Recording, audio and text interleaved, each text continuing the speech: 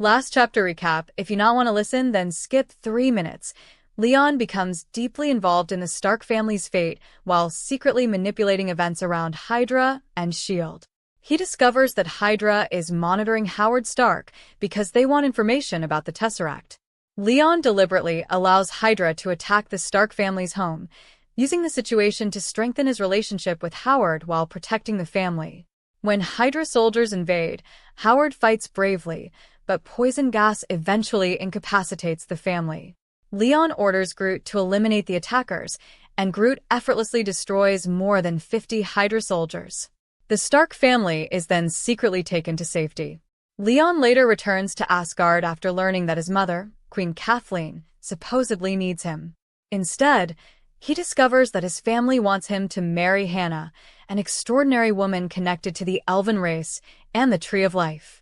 Wells gradually develops feelings for Hannah, but he becomes concerned about his mother's declining lifespan. Although Asgard spends 30 years preparing for the wedding, Wells secretly escapes before the ceremony, refusing to marry because he fears his mother may leave the world. Hannah eventually follows him to Earth. After returning to Earth, Wells discovers that Howard Stark died years earlier in a suspicious car accident. Howard's wife survived because Wells had previously warned them not to travel together. She suspects Howard was murdered, and Wells realizes that Goof, his former Hydra contact, may have secretly warned the Stark family. Wells then meets Dracula and learns that Tony Stark has inherited Stark Industries and become a successful but reckless playboy. Dracula reveals a strange extraterrestrial creature he discovered inside a meteorite. Wells immediately recognizes it as Venom. The symbiote escapes its container and bonds with Dracula, rapidly taking control of his body. Wells realizes that Dracula may soon become Venom's puppet and orders Groot to confront the dangerous new threat. Now start the final chapter. Number 55. Warmth. Brother. Enduring the pain, Wells made his way over to Odin's side. Are you alright? He had witnessed everything that had just happened with his own eyes. Just one step. Just one more step, and his brother might have. Odin shook his head. Just some minor injuries. I need to rest for a while. Only then did Wells finally breathe a sigh of relief. As long as you're alright. Go get some rest. Leave Asgard's affairs to Thor and Loki. Long ago, Odin had already spoken to Wells about stepping down. His original intention had been for Wells to inherit the throne directly. After all, Wells had participated in the conquest of the 9 realms and was equally experienced in handling state affairs. But Wells had rejected the proposal without hesitation. Thor and Loki had both grown up. The 9 realms were no longer the chaotic era of warring kingdoms. Meanwhile, the universe beyond the 9 realms was constantly changing. If the two brothers never experienced setbacks, they would never truly mature. Wells had deliberately been paving the way for Thor and Loki. Suppressing the discomfort in his body, Odin said, "So the Celestials have been behind all of this." Although he had unified the 9 realms, the Celestials were like an explosive powder keg that could erupt at any moment. That made Odin deeply uneasy.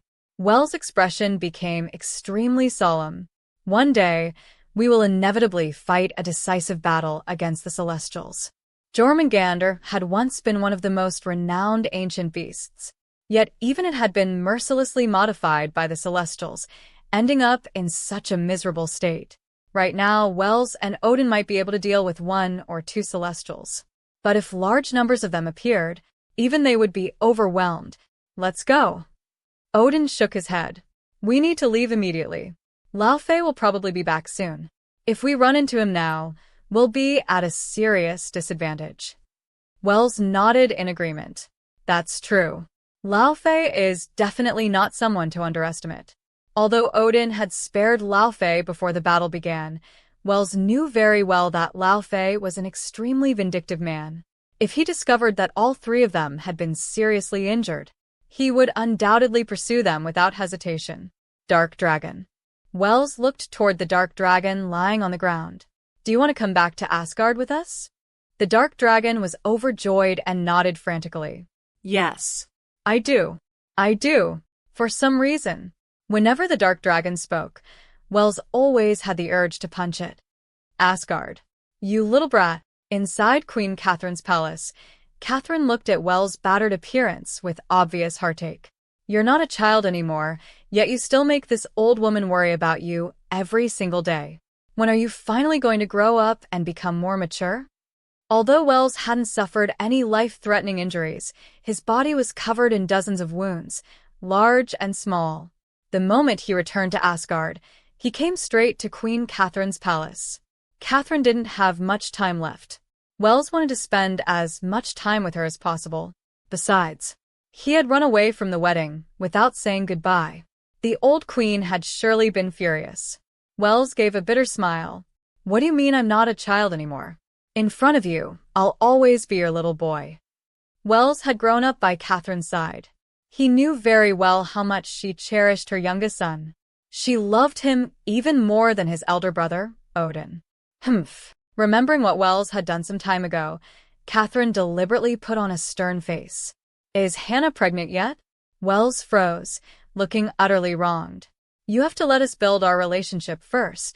He hadn't even touched Hannah yet. Pregnant? How could that possibly happen so quickly? His face also carried a trace of embarrassment. Catherine glared at him. You're already this old, yet you're still acting like young lovers. Don't tell me. You're still sleeping in separate rooms. She stared at her son with an odd expression. Queen Catherine. Wells protested indignantly. What kind of nonsense are you thinking about? If you keep this up, I won't come visit you anymore. Fine, fine. Catherine waved her hand repeatedly. I won't ask anymore. The two of you can work things out yourselves. Suddenly, she seemed to remember something.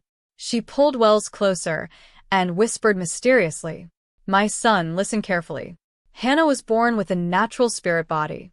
Being with her not only improves your magical cultivation, it can also, for example, with your injuries right now, as long as she agrees to sleep beside you at night. Hey. Why are you looking at me like that? Catherine knocked Wells lightly on the head. Don't get any strange ideas. She only needs to lie beside you. You don't have to do anything. In just a few days, your injuries will completely recover. Wells looked skeptical. Really? Could Hannah's spirit body truly be that miraculous? It sounded almost unbelievable. Meanwhile, Catherine's smile somehow made the hairs on the back of Wells' neck stand up. The more he thought about it, the stranger it seemed. Get lost. Catherine kicked him lightly. You don't believe me? Then hurry back to your wife and let her explain it to you herself. Fine. So all my trust was wasted. Seeing Catherine's attitude, Wells could only shake his head helplessly. Early the next morning, Wells returned to his villa. This time, however, another person came back with him, the Dark Dragon. At first, Wells had absolutely no intention of bringing it along. Its mouth was simply too poisonous. But in the end, he couldn't withstand its endless nagging. So, against his better judgment, he brought the Dark Dragon back to Earth. You're injured? The moment Wells entered, Hannah noticed the wounds covering his body. She immediately looked worried. Are you alright? Dr. Banner and Groot were playing chess. Seeing Wells return, they both walked over. Good grief. I didn't realize this many people were living here already. Looking at Groot, Dr. Banner, and the Dark Dragon behind him. For the first time, Wells felt that his villa had become rather crowded. I'm fine. He shrugged. I just got back from Asgard. Mother asked me to bring these to you. He handed Hannah a basket. They're spirit fruits. She said they're good for your health. Before Wells left Asgard, Queen Catherine had insisted on preparing gifts for Hannah. She had even repeatedly warned Wells not to steal any of them. What a joke. He had once commanded countless armies. How could he possibly stoop to stealing fruit? Sometimes, Wells truly couldn't understand what his mother was thinking. The moment Hannah heard the word mother, she asked with concern. How has Mother been lately? She's doing great. Healthy as ever, eating well every day. I'd say living another few hundred years shouldn't be a problem. After chatting with Dr. Banner for a while, Wells returned to his room. Hannah placed the basket inside her room. Just as she was about to leave to prepare dinner for Wells, the basket suddenly emitted a soft glow. Startled, Hannah widened her eyes and looked toward it. Gradually, the light condensed into the image of a kind, gentle woman. Hannah. Seeing the figure, Hannah exclaimed happily. Mother! The figure was none other than Wel's mother, Catherine, the former queen of Asgard. Catherine smiled warmly. My beautiful youngest daughter-in-law, how have you been lately? Wells was injured this time. I'll have to trouble you to take good care of him. With the dark dragon joining them, the villa became much livelier. Though most of that liveliness came from the constant bickering between Dr. Banner and the dark dragon. Night gradually blanketed the sky. After arguing all day, the two finally quieted down. Meanwhile, Wells lay on his bed, thinking about what to do next. Everything that had happened with Jormungandr left him with a growing sense of urgency. Originally, he had never wanted to interfere with the main storyline of the Marvel Universe. But Jormungandr had completely awakened him to reality. If he continued following the established course of events, he would never be able to stand against the Celestials. Therefore, Wells decided to actively intervene in Marvel's history. Creak. The bedroom door slowly opened. Turning his head, Wells saw Hannah walking in, wrapped in a bath towel. Her beautiful face was flushed. Whether from the hot steam after her bath or for some other reason, he couldn't tell. Lowering her head, she said softly, I just found out, your injuries are much more serious than I thought. Her towel wasn't very long. It wrapped around her from above her chest, ending just above her knees and exposing a pair of smooth, fair calves. Wells swallowed unconsciously. Hannah had always been the daughter-in-law his mother had personally chosen for him. She possessed breathtaking beauty, elegant and peerless. And now, dressed like this, she was practically testing his self-control. Seeing that Wells remained silent while staring at her, Hannah's face became even redder. She quickly slipped beneath his blanket before tossing her towel aside. Hiding under the blanket, she said shyly, Mother told me today that she wants to hold her grandchild. Wait. Something feels off. Wells blinked before asking. Wasn't it supposed to be that you only needed to lie beside me to heal my injuries? You didn't know? Hannah poked her head out from under the blanket and blinked. I can help heal you, but we can't wear any clothes. I knew it. I knew it. Mother was definitely setting me up. Remembering the strange smile Catherine had worn earlier, the corner of Wells' mouth twitched helplessly. Number 56. The search. If the two of them were lying naked together beneath the same blanket. Wells was a hot-blooded young man, and Hannah was an incomparably beautiful woman. Sharing a bed with her just to heal his injuries? What kind of joke was that? This was nothing short of torture. Wells' thoughts raced. Hannah. Suppressing the desire burning inside him, Wells said, I'm afraid I won't be able to control myself. Truthfully, he was more than satisfied with Hannah. She possessed beauty capable of toppling kingdoms, had a gentle temperament, and was considerate in every way. Choosing her as his wife would never be a mistake. Unable to meet his gaze, Hannah pulled the blanket higher until only her eyes remained visible. I'm already your fiancé. Mother wanted me to spend more time with you so I could help increase your magical cultivation. She hesitated before continuing. But if we truly become husband and wife tonight, then from now on I'll only be able to help increase your magical cultivation. I won't be able to heal your injuries anymore. There was actually such a condition? Wells froze, clearly not expecting that. Hannah's meaning couldn't have been clearer.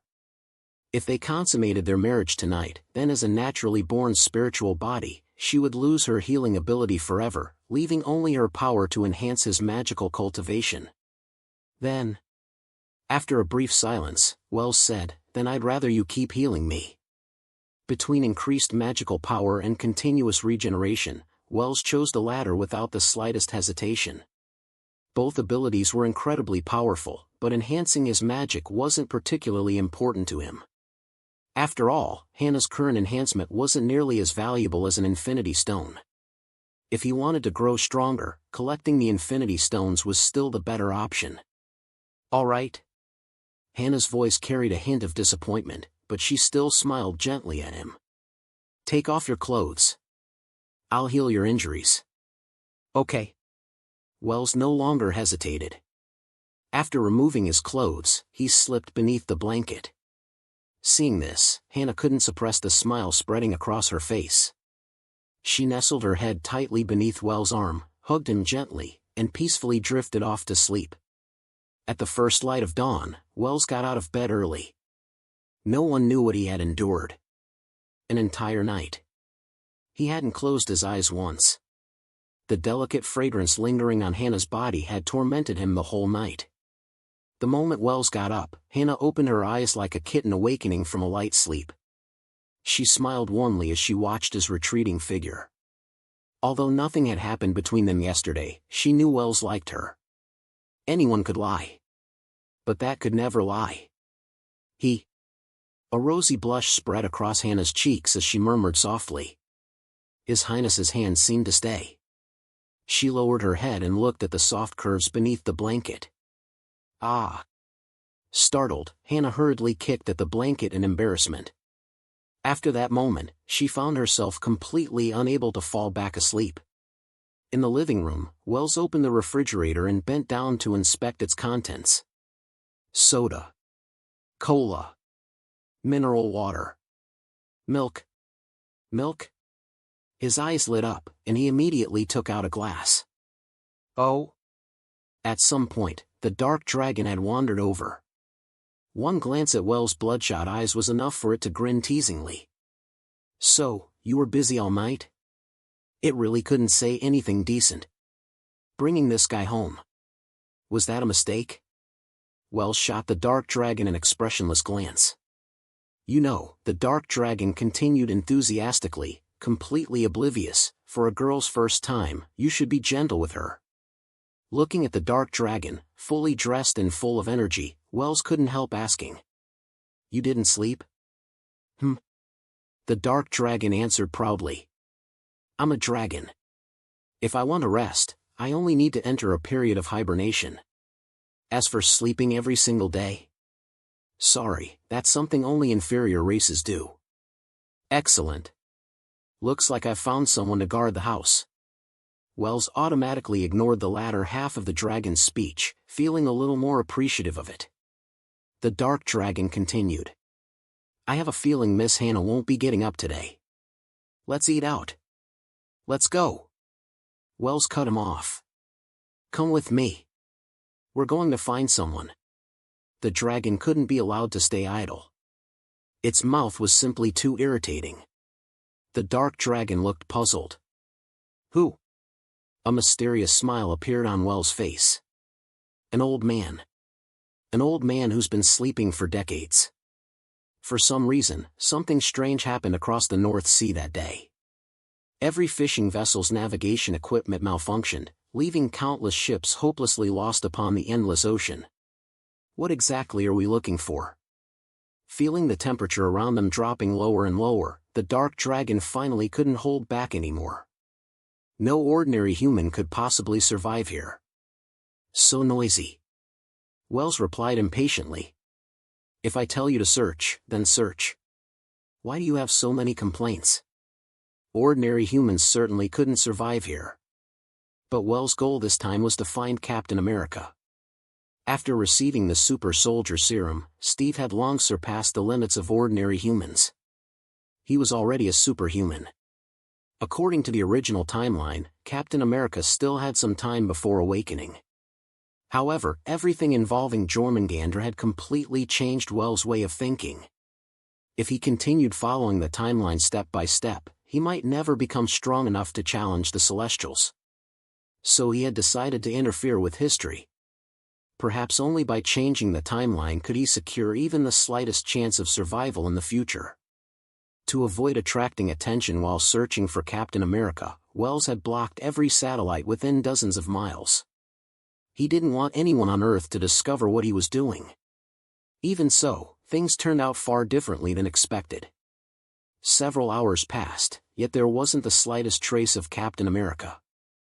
According to the story, after defeating the Red Skull, Captain America crashed into the Arctic, falling into a decades-long slumber along with his plane. With Wells' abilities, finding a crashed aircraft in this endless frozen wasteland should have been effortless. Yet for some reason, despite searching for hours, neither he nor the Dark Dragon found any sign of it. Fine. Hearing Wells' words, the Dark Dragon sighed and lowered its head. Let's keep looking. Just as it glanced downward, it suddenly noticed a massive aircraft tail buried beneath the thick ice. The Dark Dragon exclaimed. There's actually a plane. A plane? Wells looked stunned. What plane? He had been searching across the surface of the ice and hadn't paid much attention beneath it. The Dark Dragon pointed downward. Look. Following its gaze, Wells saw the wreckage of an aircraft lying dozens of meters beneath the frozen surface. His face lit up with excitement. We finally found it. The instant he finished speaking, he threw a punch at the ground. Crack! A massive fissure several meters wide split open across the ice. Without hesitation, Wells jumped into it. Though the Dark Dragon had no idea what he was trying to accomplish, it immediately followed him down. Several days later, inside Wells' villa, Steve slowly opened his eyes. Wells looked at him curiously. Captain, you're awake? Steve glanced around blankly. Where am I? This is my home, Wells replied gently. The war is over. You've been asleep for more than 70 years. Not wanting Steve to become emotionally overwhelmed, Wells spoke in a soothing tone. I know this is difficult to believe, Captain, but I hope you'll take your time accepting it. Oh, and Agent Carter is still alive. If you want to see her, you still can. Agent Carter, one of the founders of S.H.I.E.L.D., had already retired according to the timeline. But Wells knew she was still alive. A ripple finally appeared in Steve's expression. Peggy. You should go see her, Wells suggested. He had no intention of keeping Captain America at his home. Unlike Bruce Banner or the Dark Dragon, Steve Rogers had his own convictions. No one could influence his decisions. Even if Wells invited him to stay, Steve would never simply follow his arrangements.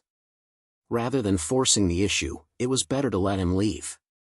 Given Steve's character, Wells knew that when the time came, Captain America would undoubtedly lend him a hand. All right. Steve nodded. I'll go see her. Captain America eventually left. He politely declined Hannah's attempts to persuade him to stay. Before Steve departed, Wells personally gave him some money, then stopped concerning himself with the matter. What's wrong? Seeing Wells' expression suddenly grow deep and thoughtful, Hannah asked curiously. I can tell. Stephen is a good man. She assumed Wells was reluctant to see Captain America leave. Ever since the night they had shared a bed, Wells and Hannah's relationship had advanced by leaps and bounds. Speaking affectionately with each other no longer felt awkward, and both of them thoroughly enjoyed the peaceful life they now shared. It's nothing. Number 57. The God of Thunder descends to the mortal realm. Asgard, the center of the 9 realms, the home of Odin, king of the gods. Yet at this moment, a storm was brewing in Asgard, which had always been peaceful. Inside the council hall of Asgard's royal palace, Odin, king of the gods and ruler of the 9 realms, stood high above the steps, while below him were the gods of Asgard. Looking at the young man kneeling beneath the dais, Odin said in uncontrollable fury, Why? Why did you refuse to obey my orders and attack the frost giants on your own? Hearing Odin's voice, the gods of Asgard below were as silent as cicadas in winter. None of them dared to meet Odin's gaze. All of them lowered their heads. In the gods' memory, this was the first time Odin had been this angry since the 9 realms were unified. But they did not dare say anything. They dared neither object nor agree, because the young man kneeling on the ground was Odin's eldest son, Asgard's first-in-line heir, Thor, the god of thunder. When it came to the private affairs of Asgard's royal family, even the powerful gods of Asgard did not dare speak rashly. Father. Facing Odin's questioning, Thor raised his head and shouted, We clearly have the power to destroy the frost giants, so why must we tolerate them? Father, why don't we take the initiative and wipe them out? Shut your mouth. Hearing Thor's words, Odin felt a pain in his chest. A few days ago, he had just fought Jormungandr, and the injuries on his body had still not healed. But what Odin had never expected was that while he was fighting Jormungandr, his eldest son Thor would defy his orders and run off to Jotunheim as well. Fortunately, Jormungandr had already been killed by him at that time.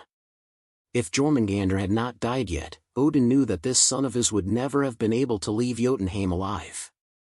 Odin's eyes widened with fury.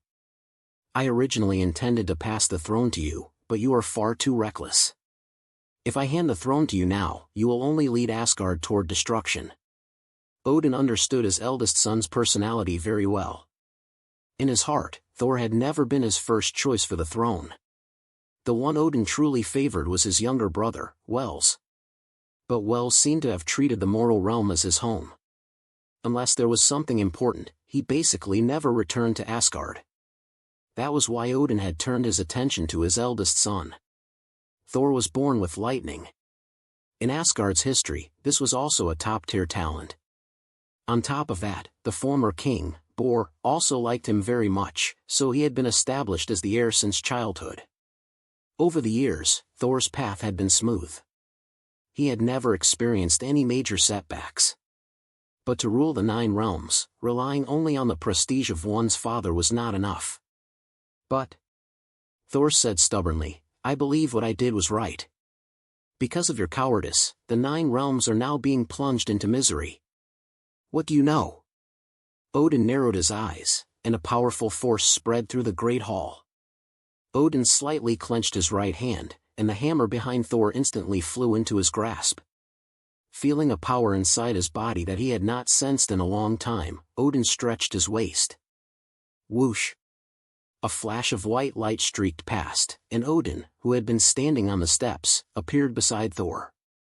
He shouted, Right now, you are still unfit to lead Asgard. I will take back your power. At that moment, the armor on Thor's body fell piece by piece to the ground. Odin continued, In my capacity as the head of the royal family, I banish you from Asgard. Odin waved his hand, and a massive spatial rift immediately appeared behind Thor. Then Odin lowered his voice and spoke to the hammer in his hand. Whoever lifts the hammer of Thor shall gain the power of the god of thunder. After saying this, Odin flung his arm with force. Thor and the hammer of Thor disappeared into the spatial rift together. Bang! Seeing Thor vanish, Loki, standing to the side, smiled knowingly. Many of Asgard's high-ranking generals bowed and said, May our king calm his anger. At the front of the many generals, watching the trace of Thor's disappearance, Kelt's son and the current commander of the Valkyrie Legion, Stuart, muttered in a low voice, The place Thor was demoted to is the mortal realm. Isn't Prince Wels there? As Kelt's eldest son, Stuart knew many secrets of Asgard that were unknown to others. If Thor had truly gone to the mortal realm, then this was not as simple as being banished. Old fox. Inside Catherine's palace, when Hela heard that Thor had been banished to the mortal realm, she said angrily, Old fox, don't think I don't know what you're planning. You just want Uncle Wels to meet Thor. Among the 9 realms, aside from a few people such as Bor and Wels, Hela understood Odin the best. So when she heard that her younger brother had been banished to the mortal realm, she was simply furious and cursed Odin countless times in secret. Sigh. Catherine knocked Hela hard on the head. How can you talk about your father like that? Looking at Catherine beside her, Hela's eyes rolled around. After a long while, Hela said in a sweet, coaxing voice, Grandmother, I want to go out. I heard father is injured. Right now, he definitely isn't my match. Catherine rolled her eyes at Hela. Don't try that with me. I know what you're thinking. Your grandfather and I retired many years ago. We don't want to interfere in Asgard's political affairs. Catherine and Bor could be called living fossils of Asgard. 2 kings existing at the same time was an unprecedented phenomenon in Asgard's history. Therefore, in order to ensure the normal operation of Asgard's royal authority, as early as when Bor abdicated, the former king and queen of their generation, had already stopped interfering in Asgard's political affairs. Back then, even when Hela rebelled, the two elders had unanimously remained silent. Hela nodded obediently. I know you've already retired. You don't need to do anything. It's just that Uncle Wells and I had an agreement before. He won't let me leave your palace, so when the time comes, you only need to help me stop Uncle Wells. Hearing Hela's words, Catherine rolled her eyes again. No. Your Uncle Wells and your Aunt Hannah are in a hurry to have a child. We can't disturb them. Grandmother. Hela dragged out the word and said coquettishly, could it be that my grand ambition to rule is still less important than Uncle Wells and Aunt Hannah being intimate? Catherine thought for a moment, then finally shook her head. No. Catherine said it firmly and decisively. Grandmother. Hela felt as if her heart had suffered a critical hit. She looked at Catherine in disbelief. You're way too biased. Sigh. Catherine sighed. Actually, it doesn't matter which one of you sits in that position. As long as it's someone from our family, in my eyes, it's all the same. Everything in the 9 realms can be torn down and rebuilt, but the identity of our royal family cannot change. Hela stared blankly at her grandmother. She had originally thought Catherine was merely an idle person who paid no attention to worldly matters, but the old woman seemed to see things more clearly than anyone else. Everything in the 9 realms could be torn down and rebuilt, as long as the person sitting in that position was still someone from their family.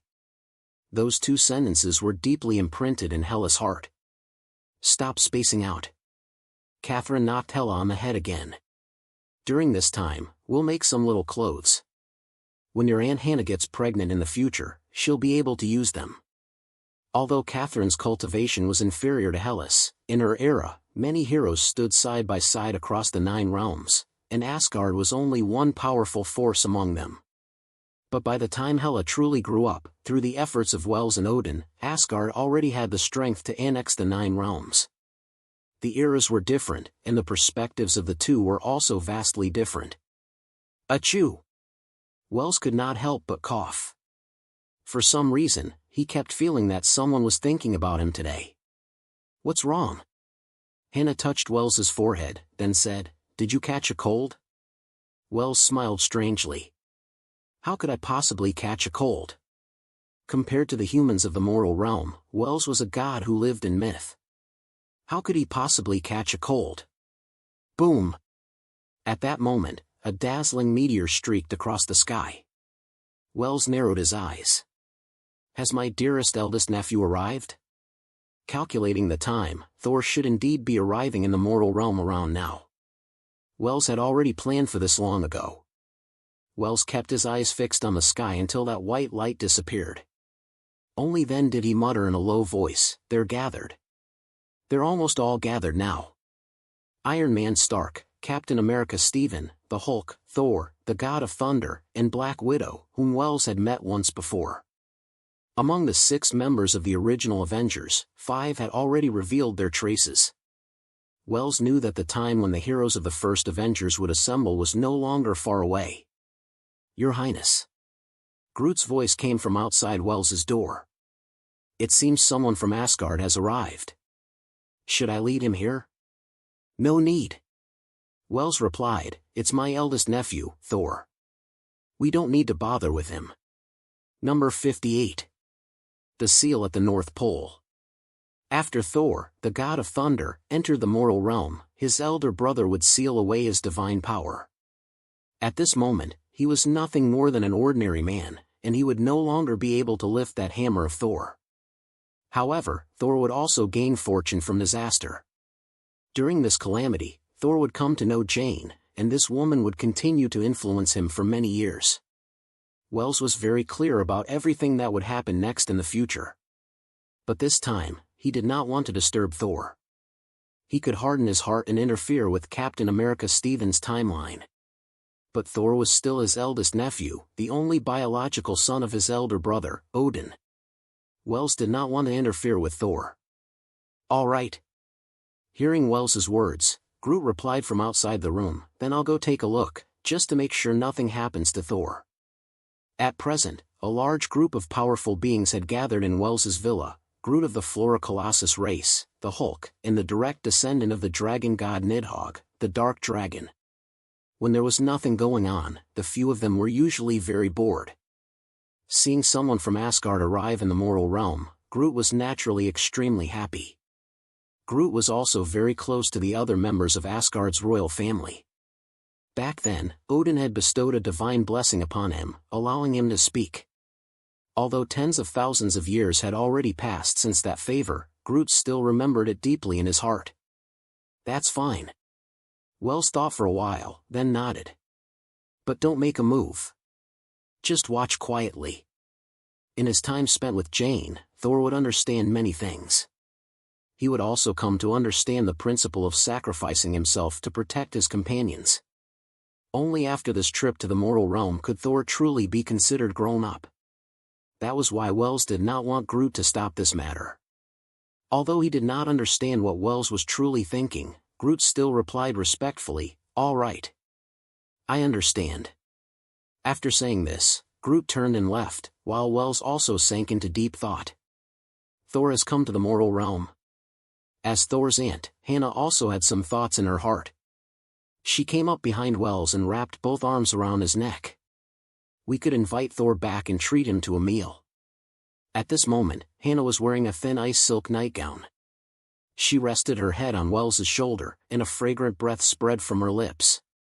It was like a beautiful snake had slipped into Wells's ear, making his heart itch. Feeling two soft masses behind him, Wells instantly became somewhat unsettled. But at that very moment, the reality stone in Wells's hand suddenly released a dazzling light. Seeing this, Wells's expression changed. Inside a certain secret base of S.H.I.E.L.D., the Tesseract shone brightly, its radiance extremely dazzling. Many scientists watched the scene helplessly, unsure of what to do. Half a minute later, a scientist wearing glasses abruptly said, "Hurry and ask Director Nick Fury to come take a look." All the scientists knew that within S.H.I.E.L.D., Nick Fury had spent the longest time with the Tesseract. He would definitely know why such a change had occurred. Inside a magical palace, the Ancient One opened those eyes that seemed able to see through all living beings. Her face turned pale, and she cried out in shock, "What is going on? The seal at the North Pole has actually loosened?" The North Pole, a place rarely touched by human footsteps, was known as a forbidden zone of life for mankind. However, in recent years, with the development of science and technology, more and more organizations and countries had begun researching the Arctic. After so many years, more and more people had begun setting foot in this rarely visited place. At this moment, a magical tunnel appeared, and a figure walked out from within. Right now, the North Pole was in the middle of its polar day. Feeling the surrounding temperature, the human could not help but shiver. He rubbed his arms, then crossed them, trying to use his own limbs to give his body a little more warmth. But in the end, he was still disappointed. Compared to the North Pole, which bore the title of Forbidden Zone of Life, what was the bit of warmth on his body worth? The man muttered to himself, "What does Lord Dormammu mean by sending me to this place?" The man thought for a while, but in the end, he could only shake his head helplessly. "Forget it. I'll stay here for a while, then leave as quickly as possible." "I'm afraid you won't be able to leave." High above in the sky, Wells looked at the man on the ground with a grave expression. "With the crime you committed today, even sending you to hell would not be excessive." The seal at the North Pole had been jointly set by the Time Stone, the Space Stone, and Wells's Reality Stone. Therefore, when the seal of the three Infinity Stones weakened, the first to sense something wrong were the Infinity Stones themselves. Looking at Wells in the sky, the man felt as if he were facing a great enemy. "Who are you?" Wells tilted his head and stared at the man on the ground. "Are you from the lineage of the Sorcerer Supreme?" From this man, Wells sensed a familiar aura. If nothing unexpected had happened, this person should belong to the lineage of the Sorcerer Supreme, or at least have some special connection to the sorcerers. "Caecilius, how did you come to this place?" Another magical tunnel appeared out of thin air. This time, the Ancient One, dressed in yellow robes, walked out from within. Looking at the man before her, the Ancient One's face was icy cold. "Who told you about this place?" "Sorcerer." Wells urged the Ancient One, "Hurry and kill this man. I can sense the aura of the dark dimension on him." Hearing Wells's words, the Ancient One narrowed her eyes, and killing intent rose in her heart. "Caecilius, you colluded with Dormammu?" Ha ha ha. The environment around them suddenly turned dark. Boundless darkness enveloped the North Pole, and immediately afterward, an extremely evil and tyrannical aura descended over the sky above the North Pole. Before long, the darkness slowly gathered into a massive human face. That extremely ugly face mocked the Ancient One. "Sorcerer, we meet again." Dormammu. Seeing this otherworldly monster that seemed to embody all the evil in the world, the Ancient One's heart sank to the depths. "How did you come to the mortal realm?" Dormammu smiled smugly. "Don't worry. Right now, this is only an avatar of mine." At that moment, Wells suddenly interrupted Dormammu. "Sorcerer, Dormammu is deliberately stalling for time. He is trying to establish contact with the sealed celestial robot." "Brat." Hearing Wells's words, Dormammu cursed in flustered rage, "You ruined my plan." Wells waved his hand, and lightning gathered in the air. In the next instant, Dormammu's face immediately twisted. Dormammu's face kept shattering in midair, then reforming, shattering, and reforming, again and again. Dormammu roared in fury, "Brat, sooner or later, I'll tear you into pieces. No need to wait until morning." Wells lowered his arm, ending his attack on Dormammu. He looked down and said to the Ancient One, "Sorcerer, find a way to open the gate to the dark dimension. We'll kill our way over." As he spoke, Wells had already taken out the reality stone. A look of astonishment appeared on the Ancient One's face. "You?" "No need to say anything else." Wells shook his head, and his voice became colder and colder. "We'll kill our way straight there." Dormammu had actually wanted to release the celestial robot sealed in the mortal realm. This had undoubtedly touched Wells's bottom line. Now, the celestial robot had already been sealed for tens of thousands of years. Wells could easily defeat it, but the reason he was so wary of the North Pole was because of the celestial members behind the robot. If the Celestials descended upon the mortal realm at this time, then even the power of the mortal realm, or even the 9 realms, would not be their match. Wells had begun laying out his plans for the mortal realm tens of thousands of years ago, yet now, because of Dormammu, all of it had nearly been destroyed in an instant. Therefore, before the Celestials descended, Wells felt that it was necessary to first clean up Dormammu. Did this brat grow up eating shit? Seeing Wells's resolute expression, Dormammu felt as if his heart was about to explode. He had originally wanted to make the situation in the mortal realm even more chaotic, but he had never expected to run into such a tough opponent now. "All right." The Ancient One fell silent for a while. Seeing that Wells did not look like he was joking, she finally said, "Fine. I'll open it now." The reason Dormammu had been able to descend upon the mortal realm this time was because Caecilius had become his believer. In that case, the reason today's situation had appeared was all because a traitor had emerged from the lineage of the Sorcerer Supreme. The first Sorcerer Supreme, Agamotto, had sealed the celestial robot together with Wells, yet now, Agamotto's descendants had nearly undone that seal. This made the Ancient One feel extremely embarrassed. Therefore, the Ancient One had no way to refuse Wells's proposal. She also had no face to refuse.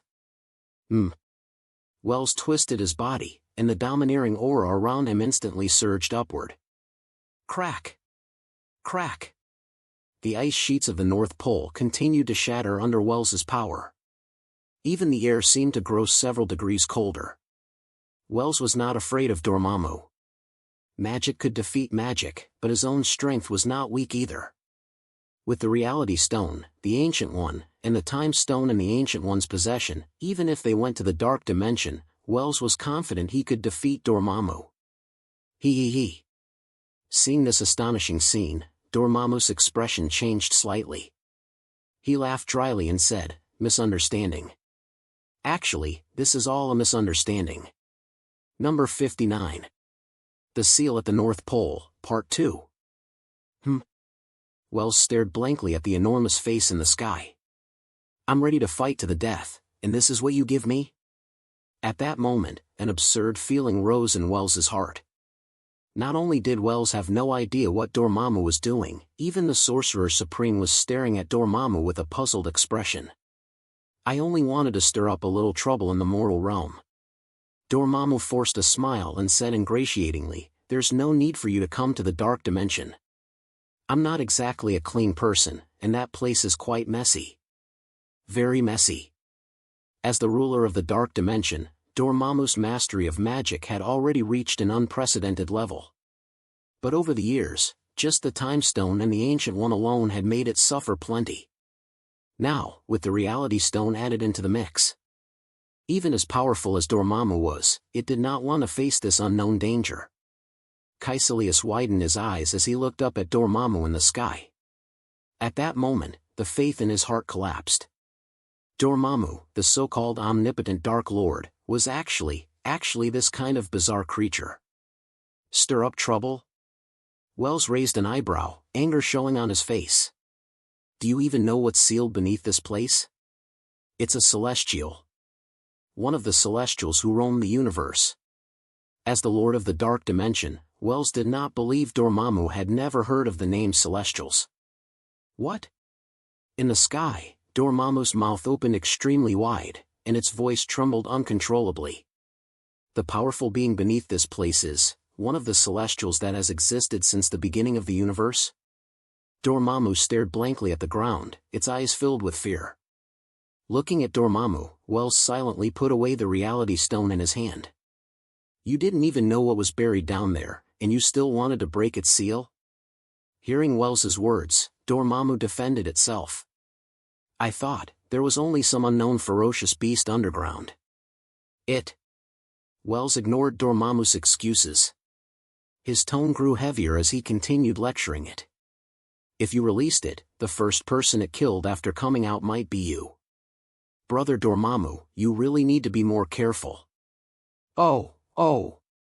Yes. Dormammu nodded again and again, not daring to show the slightest complaint. This actually works? Could it be that everyone from the dark dimension is an idiot? The corners of Wells's mouth curled into a smile. Brother, hurry back to the dark dimension. The mortal realm is very dangerous. Hearing Wells's words, Dormammu hesitated for a second. But when it looked at the ice layer on the ground, its face instantly darkened again.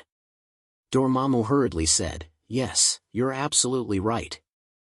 I've felt that the mortal realm has been rather unstable these past few years.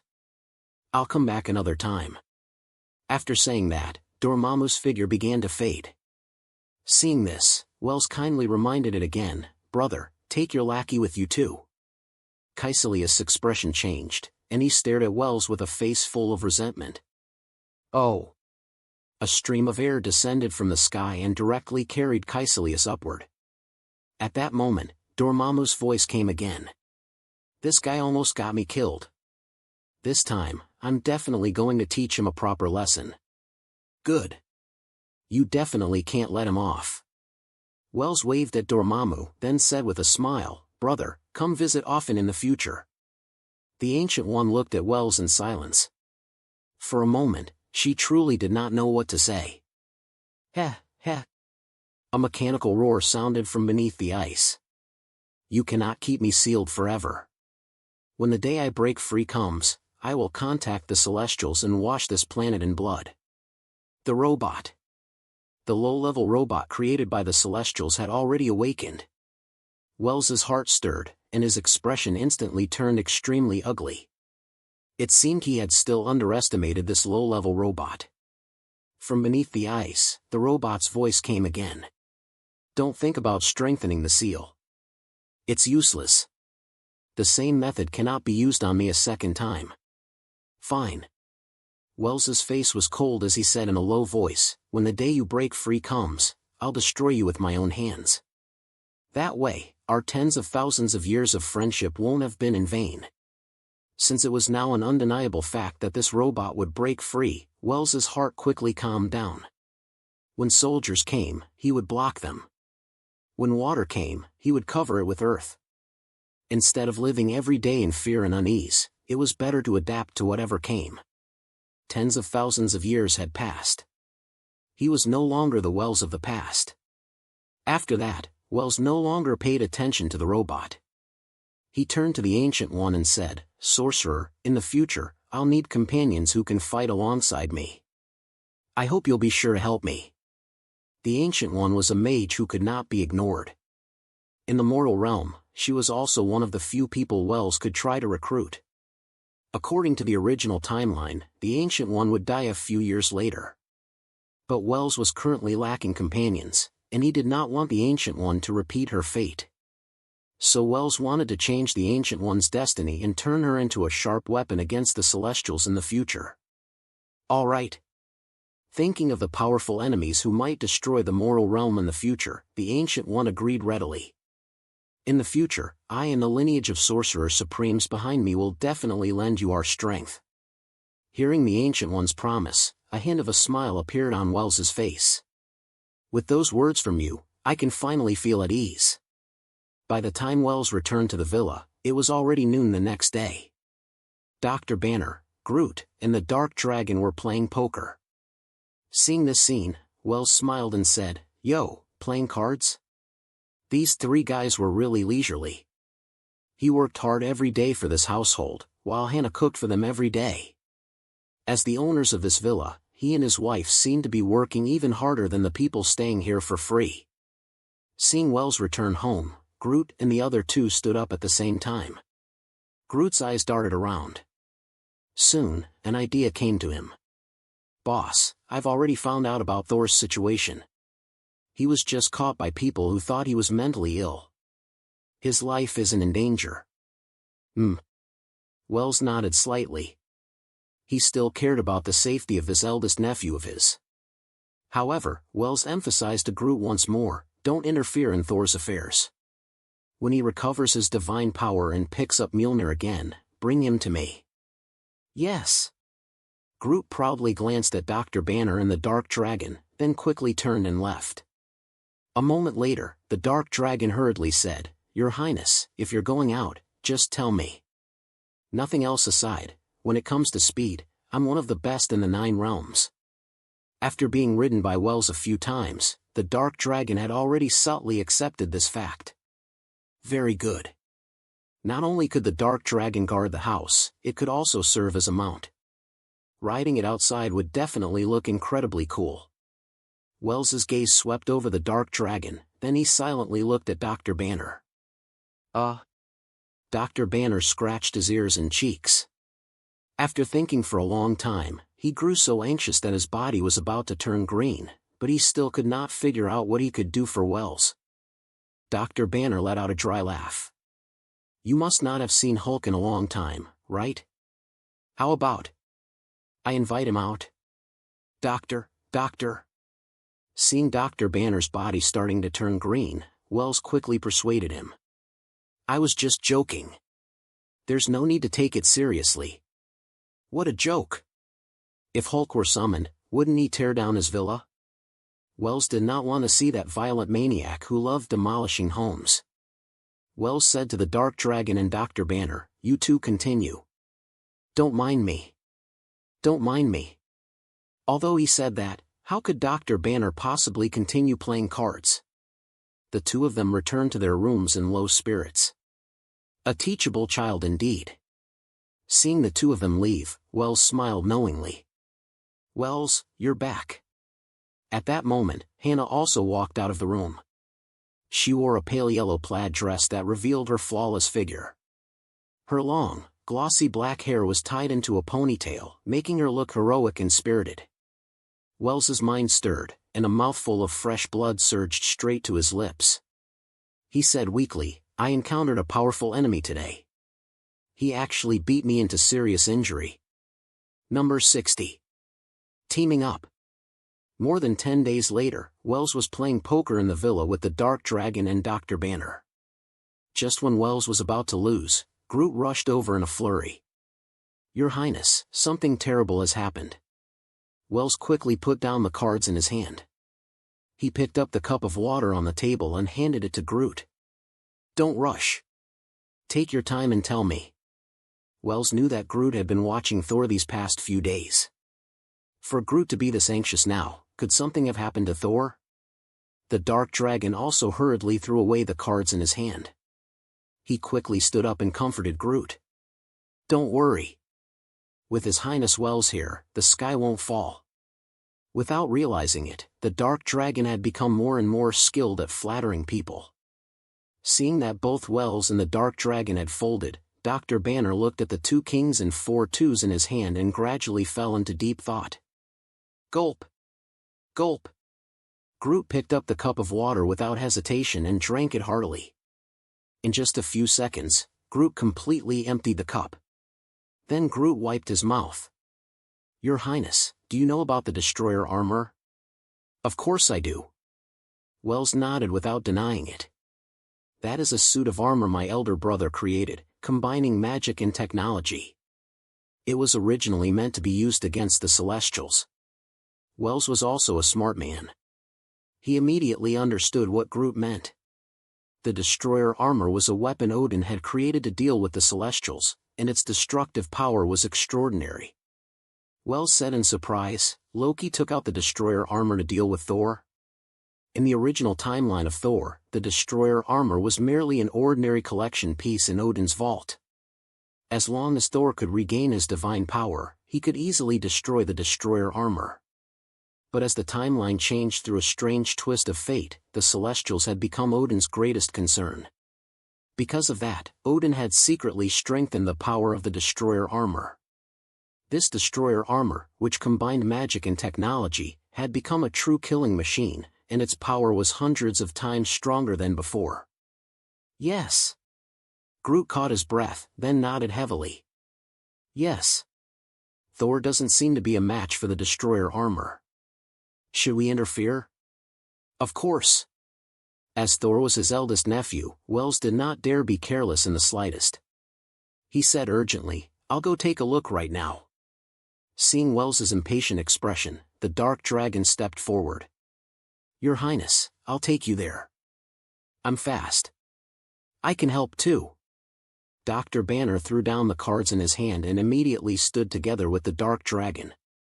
When it comes to fighting, Hulk has never lost. All right. Being watched by several of them, a strange emotion surged in Wells's chest.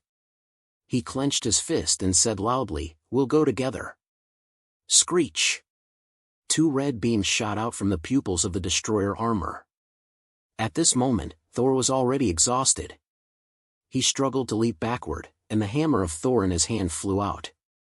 Thor used the last of his strength to hurl it at the Destroyer armor. Boom! A thick bolt of purple lightning was gathering in the clouds. The moment the hammer of Thor smashed into the Destroyer armor's chest, that bolt of lightning, carrying the momentum of 10,000 galloping horses, also struck the Destroyer armor. However, whether it was the hammer of Thor or the lightning from the clouds, the damage they caused to the Destroyer armor was utterly insignificant. Thor's famous weapon, the hammer of Thor, did not even leave the slightest mark on the Destroyer armor. Loki! With not a trace of strength left in his body, Thor lay weakly on the ground and shouted toward the sky, "You can kill me, but I ask you to let my human friends go." In Asgard, Loki, who was controlling the Destroyer armor, hesitated for a moment. But very quickly, the softness in his eyes was replaced by ruthlessness. Screech! The Destroyer armor's eyes once again emitted 2 red laser beams. "Come on!" At that moment, Thor closed his eyes in despair. Bang! At this critical moment, a man appeared beside Thor. He was not tall, but his body seemed to contain the strength to hold up the sky. Loki! A silver beam barrier appeared around Wells. It was a magical defensive wall Wells had gathered. If he had not appeared in time, Thor might truly have died at Loki's hands. All of the Destroyer armor's laser beams landed on Wells's magical barrier, but Wells's body stood as steady as a boulder. He looked calmly at the Destroyer armor. "You've truly gone too far." Seeing Wells appear, Loki, far away in Asgard, had a change in expression. he seemed to remember something. Ever since Asgard unified the Nine Realms, many of the old people who had once participated in the War of the Nine Realms had either retired or died. But one person had always remained active in Asgard. However, only a small handful of people knew of his existence, and that person was the younger brother of the god King Odin, the former second-in-command of Asgard, Prince Wels. As a prince of Asgard, Loki might have forgotten Wels because of the passage of time, just like others had, but Wels was his own uncle. How could he possibly forget him? No. Loki murmured in a low voice, I have to kill him. Otherwise, all my plans will be exposed. Ignoring Wels's warning, Loki controlled the destroyer armor and charged toward Wels. Seeing the destroyer armor come to kill him, Wels smiled faintly, and the smile at the corner of his mouth kept widening. You really are unruly. Attack. Wels waved his hand, and behind him, a green monster took the lead. It leaped into the air, its body like a meteor plummeting down. Clang. The destroyer armor seemed to suffer a heavy blow. Its body staggered backward by one step. Whoosh! Immediately afterward, a massive black dragon flapped its wings and arrived beside the destroyer armor. It spat out a huge mouthful of dragon flame, and under the sunlight, the destroyer's entire silver armor turned scorching red. Swish! For some reason, several thick vines suddenly appeared on the ground. Like little snakes, they coiled upward along the destroyer armor's legs. Before long, they had wrapped around the destroyer armor's entire body. Ah! The destroyer armor let out a huge roar. Two fan-like panels opened on its chest. In an instant, a chill spread through the air, and the crimson color on its body gradually faded. Seeing this, Wels raised his brows. Big brother, it seems you put quite a lot of thought into this destroyer armor. In truth, Wels had always known of this destroyer armor's existence. The reason Odin had the idea to create the destroyer armor was because of that low-level celestial robot. The battle in the mortal realm tens of thousands of years ago had allowed Odin to witness a kind of power different from the gods and demons of the Nine Realms. So after the Nine Realms were unified, Odin also secretly began creating armor that belonged to Asgard. However, most of the armor created by Asgard were defective products, and among them, this destroyer could be considered one of the more outstanding ones. The destroyer took a step forward, and the vines on the ground snapped instantly. A powerful aura spread from its body, and even the Hulk on the ground could not help but shiver. I'll deal with him. Seeing this, Wels shook his head. All of you, step back. Then Wels turned around and looked at Thor on the ground. He smiled and said, You hide yourself. Although this destroyer armor was not perfect, it was still something Odin had created to use against the Celestials. Even though Groot and the others were quite powerful, if they truly fought it head-on, they might not necessarily be a match for this destroyer armor. All right. Wels's eyebrows were very similar to those of his grandmother. Thor immediately thought of that relative he had never met before. Thor looked ahead and suddenly said, Uncle Wels. Wels smiled and nodded, then withdrew his gaze. Now was not the time to chat. He had to hurry and take care of the destroyer armor. Loki. Wels's body rose into the sky. He said softly, Come on. Let me see the strength of the third generation of the royal family. Hela, Thor, and Loki were the third-generation members of Asgard's royal family. To be honest, among them, Wels still favored Hela the most. After all, he had watched Hela grow up with his own eyes. Swish! Two beams shot toward Wels. Wels's expression remained calm. He puffed out his chest and fearlessly took the two beams head-on. Wels's face flushed red, and his abdomen felt as though it had been struck by the pressure of a giant mountain. With a fierce expression, he cursed, If I don't even dare take your attack head-on, what right do I have to defeat the Celestials?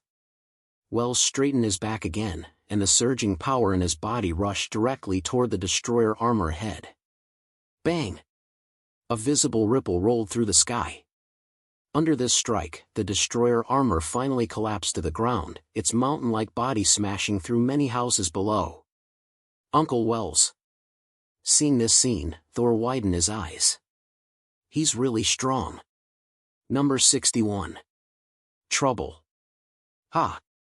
Wells's body was still trembling, but when he saw the destroyer armor fall, he let out a long breath of relief. After being strengthened by venom, his body was now extremely powerful. Wells had never truly regarded the destroyer armor as his opponent. However, if defeating this armor required him to exhaust all his methods, then in the future, he definitely would not be a match for the Celestials. One had to know that even the low-level robot sealed at the North Pole was far stronger than the destroyer armor. Whoosh! A flash of white light passed, and Wells had already appeared on top of the destroyer armor's head. He stared into the destroyer armor's eyes and muttered in a low voice, "Still not perfect enough." After saying that, Wells lifted his right foot and stomped down on the destroyer armor's head with all his strength. Bang! In Asgard, Loki's face turned pale. After that moment, he discovered that he had completely lost his connection with the destroyer armor. Thinking back on the battle just now, Loki still felt lingering fear. He muttered to himself, "Does someone that powerful truly exist in this world?" His uncle was actually that strong. At this moment, Loki's feelings were incredibly complicated. He did not even know whether he should feel fortunate or miserable. Loki's eyes flickered, and no one knew what he was thinking. "Your Highness." The dark dragon had already returned to human form. He came to Wells's side, his voice becoming even more respectful. "Your Highness, should we destroy this armor? That way, we can prevent it from falling into the hands of people from the mortal realm." Asgard's civilization was several eras ahead of the mortal realm. If this armor fell into the hands of some ambitious person, the order of the mortal realm might very well be changed because of it. "No need." Wells shook his head. "This armor only needs a new central nerve, and it can still be used. Let Thor take it back later and have Asgard improve it further. The battle with the Celestials could break out at any moment. Right now, Wells's most important task was to increase his strength. He had to recruit powerful figures like the Ancient One while also increasing the trump cards on his side. Only then would he have a chance of winning. Wells turned and called out, "Thor. I'm here." After witnessing his uncle's strength, how could Thor dare hesitate in the slightest? He hurriedly ran over. "Uncle Wells, I'm here." Wells clenched his right hand, and Mjolnir, which had fallen somewhere earlier, landed in Wells's hand with a sharp hum. Looking at the lightning hammer he had not seen in a long time, Wells smiled. "I hope you won't disgrace this divine weapon in the future." This hammer was the proud work of the dwarf chieftain Zemo. In just a few short tens of thousands of years, it had already changed owners several times. In the future, it would shine brilliantly in Thor's hands. As he spoke, Wells handed the hammer to Thor. Thor's face carried a look of astonishment. Today, he had already been shocked by his uncle several times, and even now, his heart still could not calm down. Thor took the hammer from Wells's hand, then promised solemnly, "I will absolutely not disappoint you." "Good." Wells patted his eldest nephew on the shoulder. "Go. Take back everything that belongs to you." During the last great battle against Jormungandr, his elder brother had suffered some minor injuries. Afterward, he had fallen into a deep sleep. Because of this, Loki had found an opportunity. Now, Loki was the one in control of Asgard. However, Loki should not have acted against Thor. After all, Thor was Loki's elder brother. The two of them had grown up together. Brothers turning against each other was something Wells truly disliked. Wells stepped aside for Thor, signaling him to walk forward. After receiving Wells's approval, Thor straightened his chest, lifted his head, and bravely walked forward. Wells roared toward the sky, "Heimdall!" The Bifrost enveloped Thor and the destroyer armor on the ground. Wells waved at Thor and said, "Once everything settles down, remember to come over and visit. Your aunt often misses you." Whoosh! Before Thor could reply, the Bifrost disappeared. "Let's go." Wells shook his head. "We're going home." In this crisis, the reason Wells had brought the Hulk and the Dark Dragon out was actually to make them become his support. However, the Hulk and the Dark Dragon were far too unreliable. In the future, they would still need time to grow. Hannah. Pushing open the villa door, Wells yawned. Is the food ready? I'm a little hungry. Although the battle with the destroyer armor had not lasted very long, that final counterattack had used up 70% of Wells's divine power. Now that he was home, Wells could not help thinking of Hannah's cooking. After spending this period of time together, Hannah had already spoiled Wells's stomach. He could no longer eat junk fast food at all. Humph. But the only answer Wells received was a cold snort. Wells swept his gaze across the living room and found Hannah sitting alone on the sofa, resting her chin on her hands with a bored expression. Hannah. Wells came to Hannah's side, lowered his head, and said, "What's wrong?" After several rounds of healing, Wells and Hannah's relationship had developed rapidly. They were only one step away from breaking through that final layer of paper. Hannah rolled her eyes and said angrily, "I had already made food for all of you, but when I turned around, there wasn't a single person here." Wells quickly replied, "Didn't we run into something? We were just a little busy." Busy? Hannah stood up, placed her hands on her waist, and said with rising emotion, "You're busy every single day. You don't even have time to go shopping with me." So that was it. At this moment, Wells finally understood why Hannah was angry. A few days ago, Hannah had said that she wanted Wells to accompany her out for fun.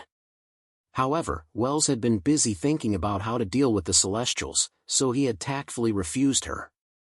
Wells had not expected Hannah to remember this matter the entire time. "All right, I promise you. Don't be angry." Wells placed his hands on Hannah's shoulders and said with deep affection, "Tomorrow, we'll go shopping." There were 70 ways to make a girlfriend happy, and accompanying one's girlfriend shopping ranked first. If this method did not work, Wells still had 69 others. Seeing this young couple completely ignore them, Groot, Dr. Banner, and the Dark Dragon stared at one another. Then they hurriedly left the living room. "I was injured again just now," Wells said miserably. "The enemy hit me so hard." Wells touched his chest and discovered that there was actually a burning sensation there. At that moment, the corner of Wells's mouth twitched. It hurt. This time, it was actually real. Wells cursed inwardly. "You!" Thinking of what had happened when the two of them rested a few days ago, Hannah's face flushed red. She could not help taking a step back. "If you touch me randomly again, I won't talk to you anymore." Hannah lowered her head, not daring to meet Wells's gaze. "All right." Wells raised his hand and said, "I swear, I absolutely won't touch Miss Hannah randomly. Otherwise, may I never have a son." "Hey!" Hearing this, Hannah immediately became anxious. She waved her small fist at Wells. "I feel like you're insulting me." Ha ha ha. Seeing Hannah's adorable and innocent appearance, Wells immediately burst into laughter. The next morning, under Hannah's threats, Wells reluctantly got out of bed. He dressed, washed up, ate breakfast, and then left early with Hannah. "Good morning, Mrs. Howard." With Wells accompanying her, Hannah seemed very happy. When she saw Mrs. Howard next door fiddling with the peonies in front of her window, Hannah called out loudly to the old woman. Mrs. Howard was wearing a pair of reading glasses. After not seeing her for a few days, she looked even older.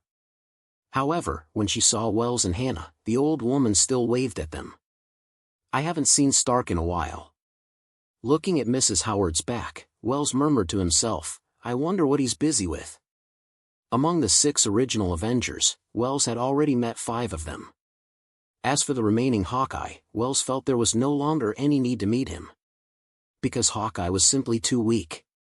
He was only an ordinary human agent, even weaker than superhumans. He truly could not help Wells much.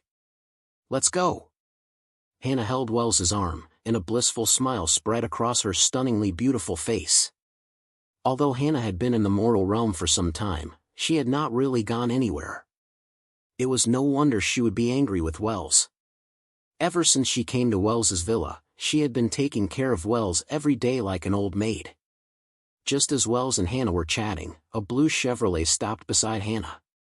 In the next second, a middle-aged man immediately stepped out of the car. This man wore a well-tailored charcoal gray suit, a spotless white Egyptian cotton shirt, and a light blue tie. He looked extremely capable. "Miss." The man came to Hannah's side. "My young master invites you to have lunch with him. May I ask if you have time?" The Chevrolet's window rolled down, and a cynical face entered Wells's sight. He blew a smoke ring toward Wells, his gaze full of disdain. "I'm sorry." Hannah politely refused. "I already have a fiancé." "No, I'm already married." That middle-aged man was quite tactful. He immediately came before Wells, then took a check out from his chest pocket. "Young man, write any number you want." "Number 62. Is this hell?" "Bro, are you serious?" Seeing the check the middle-aged man handed over, Wells sneered. "Are you very rich?"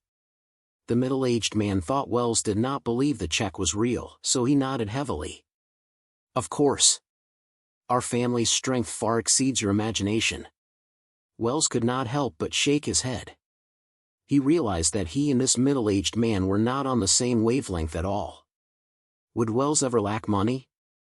To be honest, after coming to this world, he had never once experienced the pain of not having enough money to spend. At this moment, Hannah smiled sweetly. She raised her head and teased Wells, "Look at that.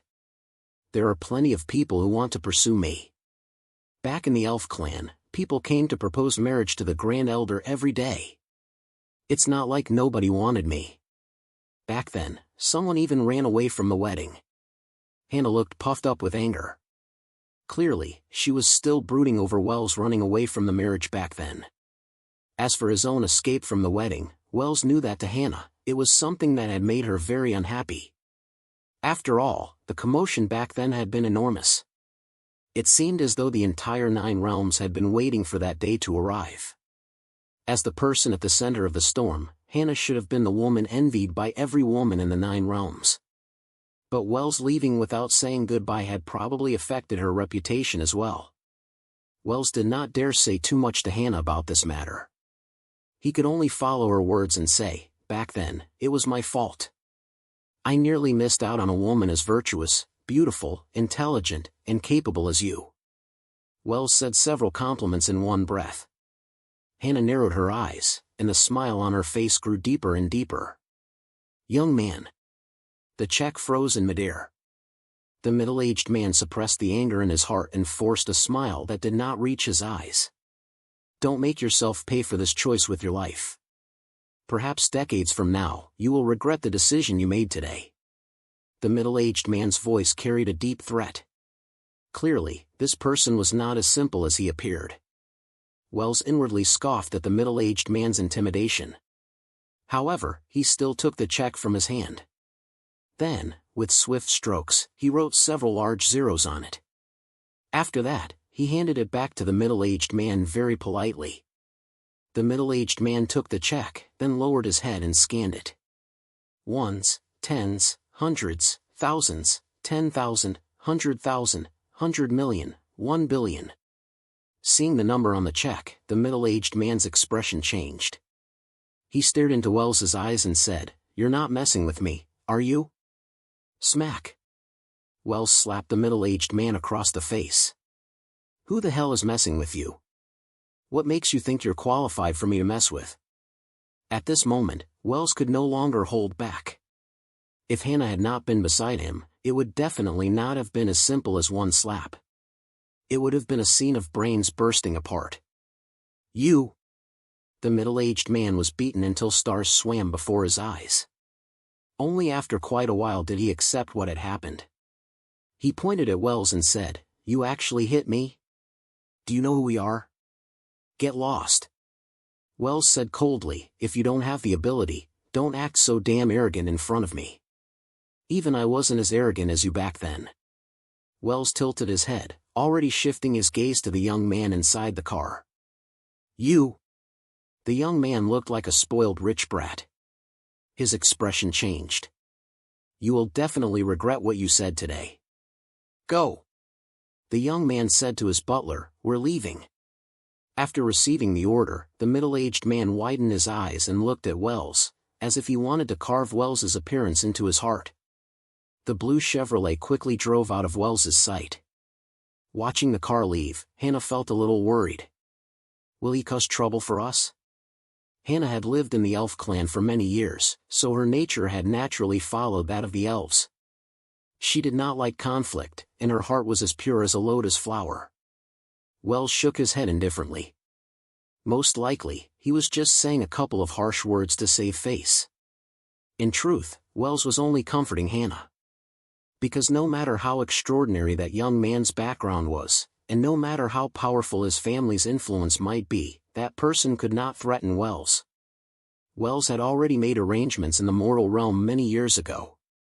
The city's godfather of the underworld, Dracula, and S.H.I.E.L.D. Secretary General, Goff, were both Wells's people. Wells's influence stretched across both the underworld and the official world. For that young man to try using his background to crush Wells was simply a fool's dream. Let's go. Wells urged Hannah, "We're going shopping." Wells had still underestimated how attractive the words shopping were to women. When faced with those colorful, dazzling clothes, Hannah did not act at all like someone who had once handled the elf clan's affairs for hundreds of years as the acting Grand Elder. She was like a girl experiencing her first awakening of love, constantly asking Wells to choose pretty long dresses for her, wishing she could buy the entire mall. Wells and Hannah shopped from noon all the way until night. Only after Wells's persuasion did Hannah reluctantly return home. We agreed. As soon as they entered the door, Hannah pouted at Wells and said, "After a while, we're going shopping again." Good grief! She was really addicted now. Wells put down the large and small bags in his hands, and in his heart, he silently mourned for himself for 3 minutes. All right.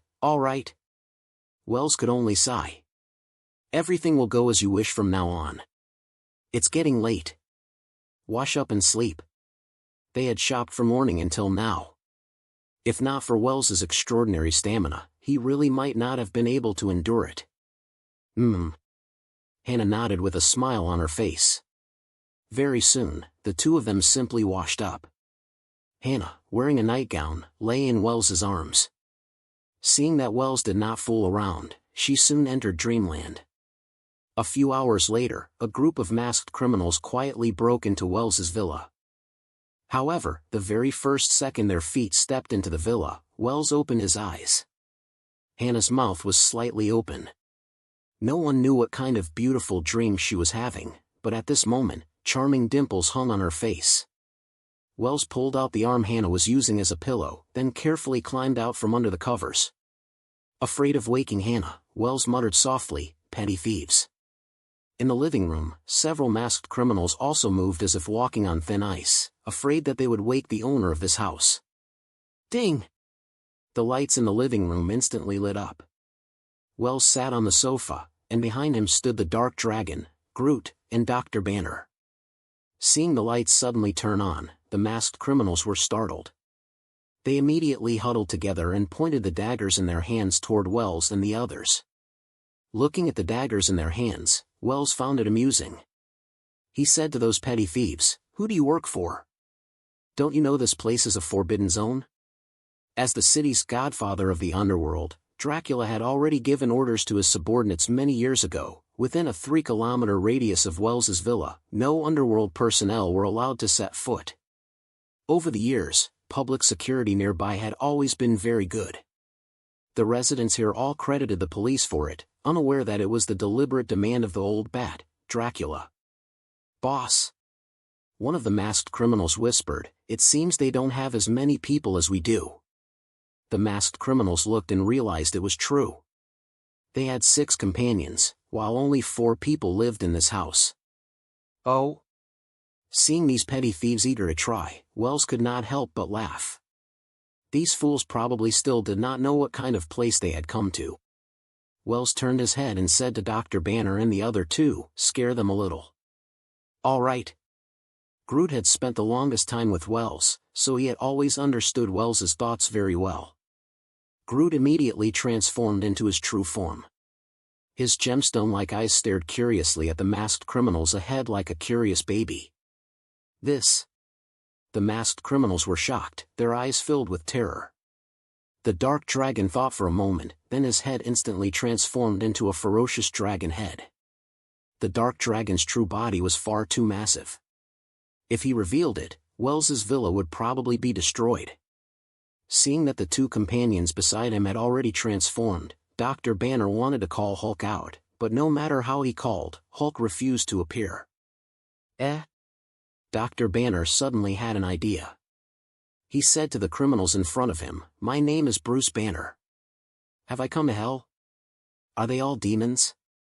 Hearing Dr. Banner's words, all the masked criminals lost every trace of color from their faces. They hurriedly threw away the daggers in their hands, afraid that they might anger Dr. Banner. Groot and the Dark Dragon froze, as if they had not expected Dr. Banner's name to be so powerful. A high IQ really was different. Wells also gave Dr. Banner a thumbs up, and the latter smiled smugly. "Boss!" The masked criminals knelt on the ground and loudly begged for mercy. "It was all young Master Eden Wyatt who told us to do this. You offended him today, and he wanted us to teach you a lesson." Eden Wyatt? Could it be that spoiled rich brat in the Chevrolet today? Wells said in a deep voice. Groot, ask clearly about Eden Wyatt's situation. Later, bring him back to me. He had not even gone looking for trouble with that guy yet, but that person had actually taken the initiative to come knocking on his door. Wells was no kind-hearted believer. Since the other party had already attacked his doorstep, he would not choose to swallow his anger. Yes. Half an hour later, Groot had learned Eden Wyatt's background, then turned and left. But an hour later, Groot returned empty-handed. Seeing this, Wells was just about to open his mouth and ask, but Groot spoke first. "Your Highness, at the entrance of Eden Wyatt's house, I saw Stephen Rogers. He was also watching that place." "Captain America? Why was he there?" Wells frowned, his face filled with deep confusion. Number 63. All parties gather. Wells looked at Groot with a solemn expression. That person really was Steve Rogers. In the middle of the night like that, could you have mistaken him? Although Wells had changed Captain America's timeline, according to his reasoning, Steve Rogers should currently be accompanying Carter in her old age, living a rather leisurely life. No matter what, he should not have appeared at Eden Wyatt's place. There's no way I saw wrong. Groot shook his head. Just in case, I watched it several times. Steve Rogers has a unique aura. In the mortal realm, I haven't seen a second person like him. Back when Captain America was asleep, he had stayed at Wells's villa for a few days, so Groot still had a fairly deep impression of him. Hearing Groot's words, Wells stopped speaking. Deep doubt lingered between his brows. How could Steve Rogers be there? It seemed that not letting him live in his house back then had been the right decision. No one could guess what that guy was thinking. At this moment, Wells could not help muttering inwardly. Your Highness. The dark dragon behind him reminded Wells, what should we do with this group? The dark dragon's eyes swept over the masked thugs on the ground. Hearing the dark dragon's words, Wells froze. Just now, he had actually forgotten about these masked thugs. Wells said calmly, send them to the old bat. Let the old bat teach them a lesson. Wells did not take these foolish little thieves seriously at all. However, these people had broken into his home in the middle of the night. If he did not give them an unforgettable lesson, others might disturb his rest in the future. Spare us. Big brothers, please spare us. This is our first time coming out. Hearing Wells's words, the small-time thieves on the ground quickly kowtowed and admitted their mistake. Wells looked at them with pity. The reason Eden Wyatt came to you was probably because no one else dared to take this job. Yet you people just accepted it for no reason. You really are newborn calves that don't fear tigers. Wells flicked his sleeve and left, not wanting to waste even a second more on these people. Groot, take me there tomorrow so I can have a look. Wells's voice came from the air. After Wells left, the Dark Dragon looked at the masked thugs on the ground and silently mourned for them for half a minute. With His Highness Wells's status, he naturally would not personally deal with these little hooligans. But the old bat, Dracula, might not be so gentle. As the godfather of the underworld in this city, Dracula's methods were extremely tough. "Let's go!" The Dark Dragon blew out a breath, and those masked thugs immediately flew up. At noon the next day, Wells looked at the ancient castle ahead and asked in surprise, "That place is Eden Wyatt's home?" A magnificent castle appeared before Wells's eyes. Purple agate was embedded within the golden glazed walls, and faintly, many patterns could be seen intertwining with one another. A flag fluttered on the top of the castle, swaying in the breeze. It was obvious that Eden Wyatt's family background was quite impressive, and they might not merely be wealthy. The castle before Wells's eyes was definitely not something money alone could buy. In this city, wealthy people were everywhere. But those who could own such an ancient castle were probably few and far between. Groot smiled and said, "I've already asked around.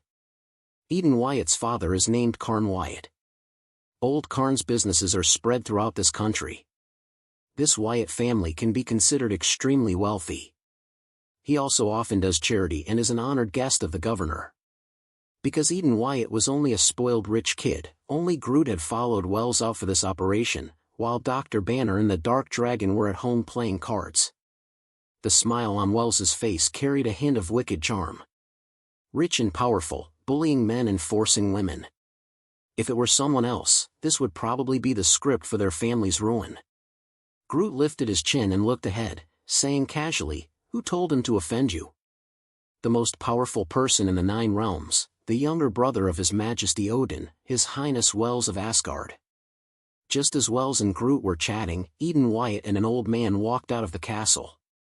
The old man was thin, but his back was extremely vigorous. He wore a very ordinary gray suit, yet he had eyes like a wild wolf. Seeing this, Groot said to Wells, "Eden Wyatt and his father, Karn." Just as Eden Wyatt and his father were preparing to leave the castle, a black car drove in and quickly arrived beside them. In the next second, a short-haired woman with blonde hair and blue eyes stepped out of the car. She said loudly to Karn, "Sorry, Mr. Karn. S.H.I.E.L.D. has some matters that require your cooperation. Please come with us." Looking at the woman's graceful figure, Eden Wyatt's eyes revealed a trace of lust. Black Widow and Hawkeye? The one who got out of the car was Black Widow. As for the man behind her with a bow and crossbow on his back, although Wells had never met him before, he still recognized him as another member of the Avengers, Hawkeye. At this moment, Wells was already somewhat stunned. Just what kind of background did the Wyatt family have to alarm S.H.I.E.L.D.? Bang! A gunshot suddenly rang out from inside the castle. Black Widow and Hawkeye immediately assumed battle stances. But in the next second, Captain America, Steve Rogers, dragged the bodies of several large men out from the castle as well. Clang! Captain America threw the bodies of several castle guards beside Karn. He said coldly to Karn, "I personally saw Bucky enter your castle. Where is he?" Seeing this scene, Wells's expression became extremely colorful. He laughed and said, "S.H.I.E.L.D., Bucky, ha ha ha. This old Karn is actually one of Hydra's people." At this moment, even if Wells were stupid, he would understand the reason behind everything. Because Wells had awakened Captain America ahead of time, the current Steve Rogers still did not know Black Widow or Hawkeye. And the reason Captain America had appeared here was because of one person. Bucky, Captain America's good friend, the Winter Soldier, nicknamed the Winter Soldier. According to the timeline, the Winter Soldier should still be under Hydra's control right now. Although this Karn was publicly a charitable philanthropist, his other identity was actually a member of HYDRA. This was also the reason Black Widow and Hawkeye had come here. Ha ha ha. Old Karn laughed loudly, then shouted toward the castle, "Attack! Kill them all! Tap! Tap!" As soon as Old Karn's laughter fell, more than a dozen burly men wearing iron masks jumped down from the second and third floors of the castle. Their speed was as fast as sound waves. Like thunder, they arrived beside Old Karn and directly surrounded Captain America, Black Widow, Hawkeye, and the others. Seeing this, the three of them immediately became alert and secretly prepared for battle. Old Karn retreated to the side. Then he took a cigar from his pocket and took a relaxed puff. Kill them all. Old Karn, who had originally been smiling, instantly turned cold. His aura could expand and contract freely, and he seemed completely indifferent to everything happening around him. Seeing this, Groot frowned tightly and asked Wells, "Should we help?" Wells shook his head.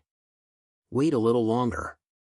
Although Captain America's timeline had been disrupted by Wells, through a strange twist of fate, Captain America had still ended up together with S.H.I.E.L.D. And because of Old Karn's incident, this group had actually become comrades fighting side by side again. This made Wells click his tongue in wonder. A moment later, Wells noticed something was wrong again. Looking at the many iron-masked men walking out of the ancient castle, Wells muttered to himself, "These soldiers are all Winter Soldiers." Winter Soldiers were super soldiers researched by HYDRA, similar to Captain America. They were also genetically modified, and Captain America's good friend Bucky was only one of them. Before long, several Winter Soldiers had already begun fighting Captain America, Black Widow, and Hawkeye. Because the Winter Soldiers were all super soldiers, both their strength and numbers were above Black Widow's group. As a result, Captain America and the others struggled greatly. Steve's 50-50 ability really is bizarre.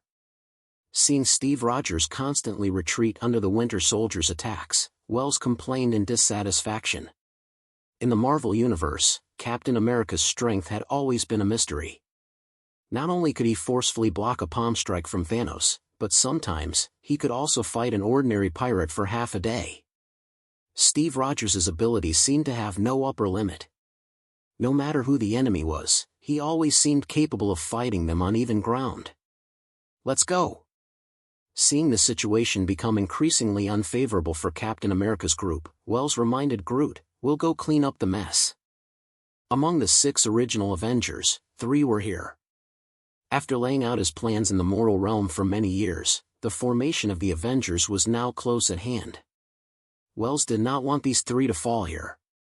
Number 64. Chapter 64, Cosmic Creature. Wells and Groot walked side by side toward the castle. Their speed was extremely fast. In just a dozen seconds, they arrived at the place where the fighting was taking place.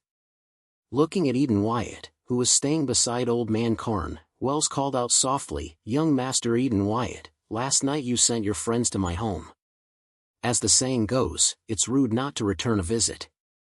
So this time, I came to your home to take a look as well." However, Wells smiled playfully. "It seems I came at a bad time. Your family has quite a lot of guests." In Wells's eyes, Eden Wyatt was nothing more than a spoiled rich brat. But after he learned that Old Man Karn's true identity was that of a Hydra member, Wells's impression of Eden Wyatt changed into that of a complete fool. His own father clearly had an extraordinary identity, yet he still acted so high-profile. Wasn't this openly setting his father up? Either Eden Wyatt did not know that he was a second-generation Hydra member, or Eden Wyatt was an out-and-out idiot. But no matter what, Wells had to teach him a lesson. "It's you." Seeing Wells stroll over so casually, Eden Wyatt's expression became somewhat unnatural. In his impression, Wells should have closed his eyes forever last night, not appeared openly before him again today. Old Man Karn frowned tightly and looked at his son in confusion. Eden Wyatt's face twitched, and he did not dare meet his father's gaze. Whoosh! Wells picked up a stone from the ground and threw it toward Eden Wyatt's head. The stone was like a bullet, actually scraping a trail of sparks through the air. "You!" Eden Wyatt was just about to speak when a streak of light flashed past his eyes. Clang! Eden Wyatt's vision went black. His head tilted, and then he knelt blankly on the ground, his breath cut off then and there. Wyatt. Seeing Eden Wyatt kneeling on the ground with a bean-sized hole in his face, how could Karn not understand what had happened? Old Man Karn shouted in grief and rage, "Eden Wyatt! In his daily life, Eden Wyatt only knew how to flirt around with women. Although Old Man Karn did not like his son very much, Eden Wyatt was still his only bloodline. Now that he had personally seen his son die beside him, anger quickly occupied his heart.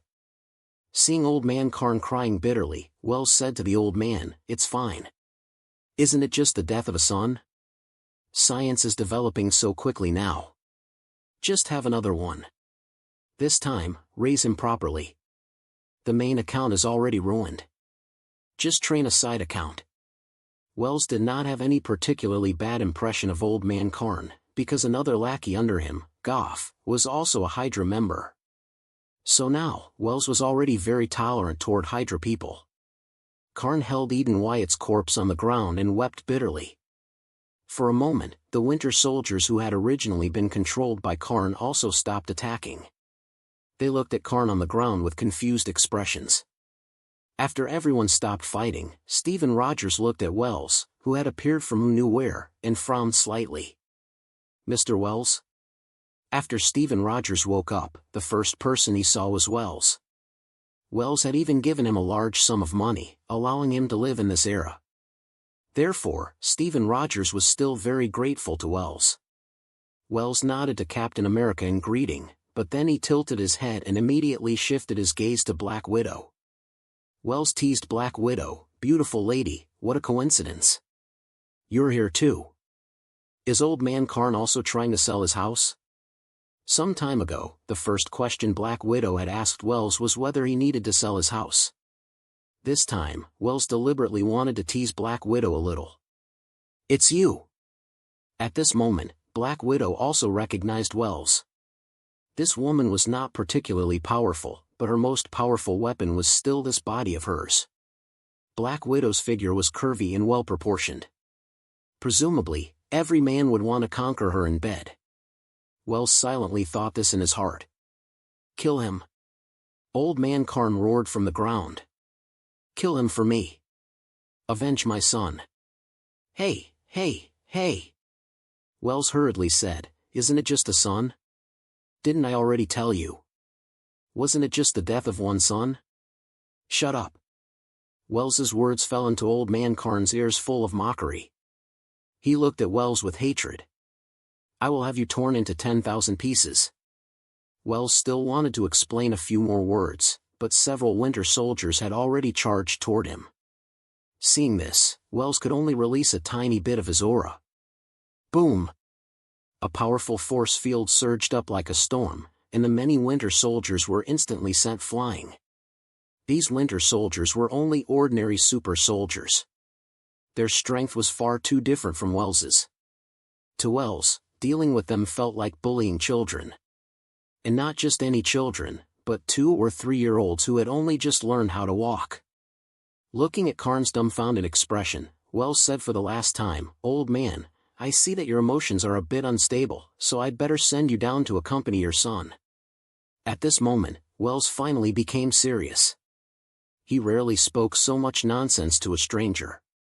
Letting Karn Wyatt go would not be difficult for Wells.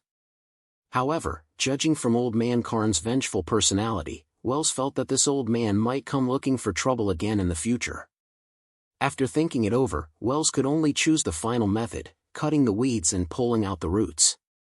Old Man Karn seemed to sense Wells's killing intent. He put down Eden Wyatt's corpse and quickly walked toward his castle.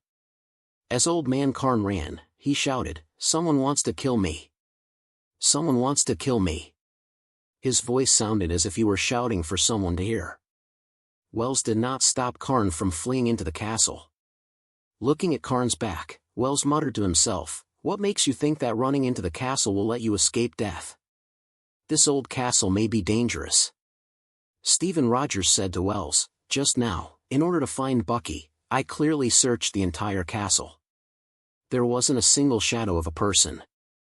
But in the end, so many super soldiers were hidden here." As he spoke, Captain America glanced at the Winter Soldiers on the ground. "All right." Wells was somewhat curious. He called out to Groot, "Let's go. I'd like to see whether a prehistoric beast is living inside."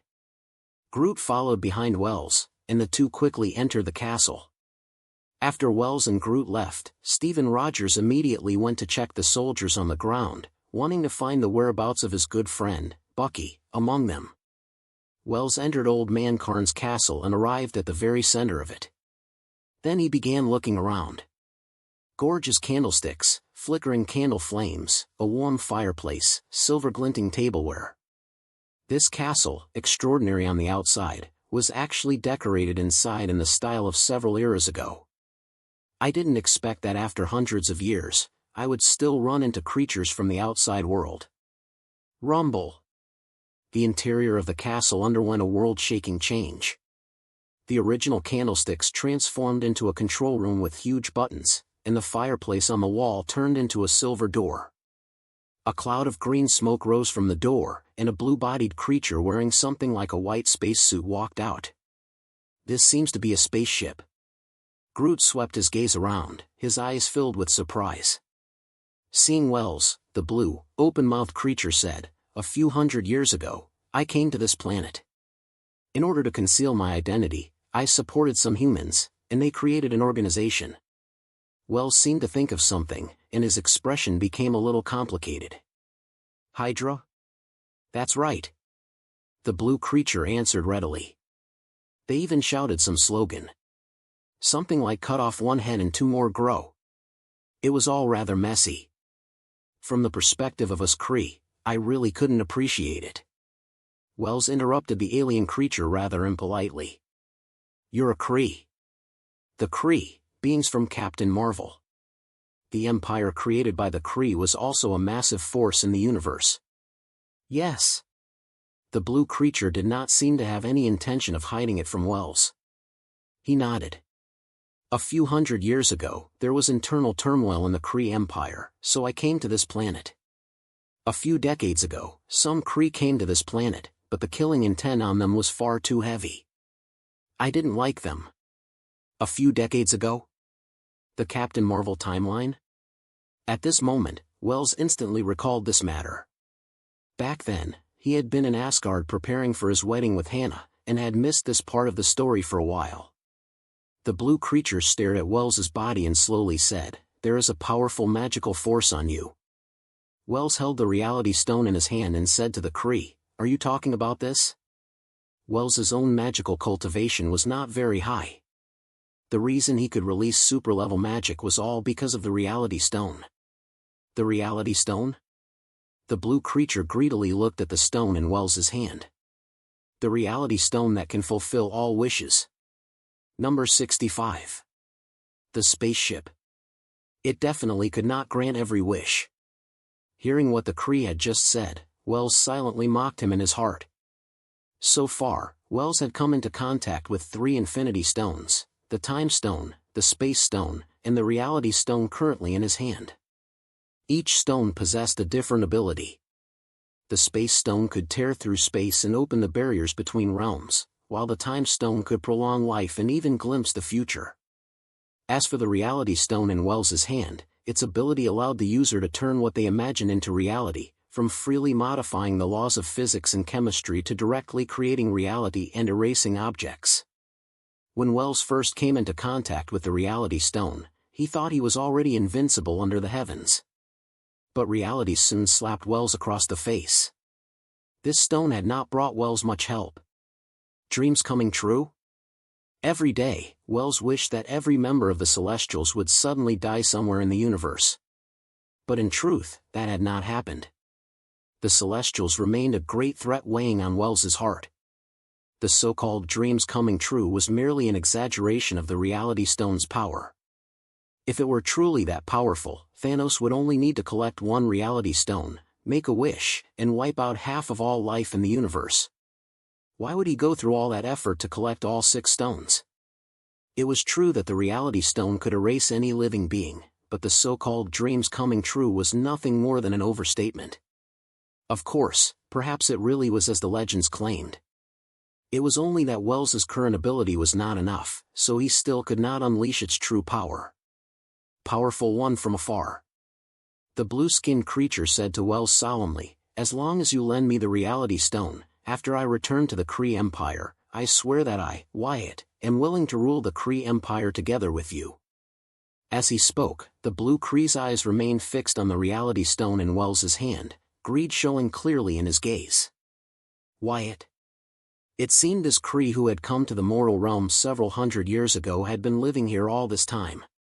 The people here had all taken his name as their surname. Eden Wyatt and Karn Wyatt, father and son, were two of them. Hey, hey, hey! Seeing the Kree Wyatt stretch out his hand, Wells quickly put away the reality stone. I'm not interested in the Kree Empire. Even when his elder brother had wanted to pass the throne to him, Wells had directly refused. Who would be willing to leave their hometown and run off to some distant place to become a ruler? This guy's brain must be broken. Wells rolled his eyes, completely dismissing the condition proposed by the Kree Wyatt. All right then. The Kree Wyatt sighed with regret. My friend, in that case, I can only kill you. However, I will carve your name onto my throne. Stop boasting. Hearing the Kree Wyatt's words, Wells's face twitched slightly. Let me see what you're capable of. Swish. The Kree Wyatt instantly disappeared. No. He had not disappeared. Inside the spaceship, 3 Wyatts appeared. Before long, they became 5 Wyatts. More and more Wyatts appeared before Wells's eyes. Wells and Groot stood back to back, both of them watching their surroundings vigilantly. Seeing all the Wyatts approaching them, Wells said in a low voice, Groot, can you tell which one is the real body? Clone techniques were extremely common magic throughout the 9 realms. However, what made Wells curious was that he actually could not find which one was the real body and which one was an illusion. I'll try. Groot immediately returned to his Flora Colossus form. His 2 arms shot forward like 2 venomous snakes, directly piercing through the heads of the many Kree Wyatts. But what Wells found strange was that Groot's arms did not encounter any obstruction in the air. The bodies of the many Wyatts seemed as though they did not exist at all. Ah! On Wells's right side, 2 Wyatts punched Wells at the same time. Feeling the pain in his body, Wells finally became somewhat unable to stay calm. Humph! Wells coldly spat out a single word. In an instant, a powerful aura surged out inside the spaceship. This aura was like the beginning of heaven and earth, forcefully separating yin and yang within the ship. Bang! Bang! The figures of the many Kree Wyatts turned into phantoms. A powerful airflow immediately made the previously crowded spaceship become empty and quiet again. Ha ha ha! Inside the spaceship, the Kree Wyatt's voice sounded once more. Not bad. Very powerful. In this universe, you are probably one of the strongest beings. However, all struggle is futile. This is nothing more than incompetent rage. Swish. Swish. The Kree Wyatt's figures once again occupied the entire spaceship. Groot could not help cursing angrily, what the hell is this thing?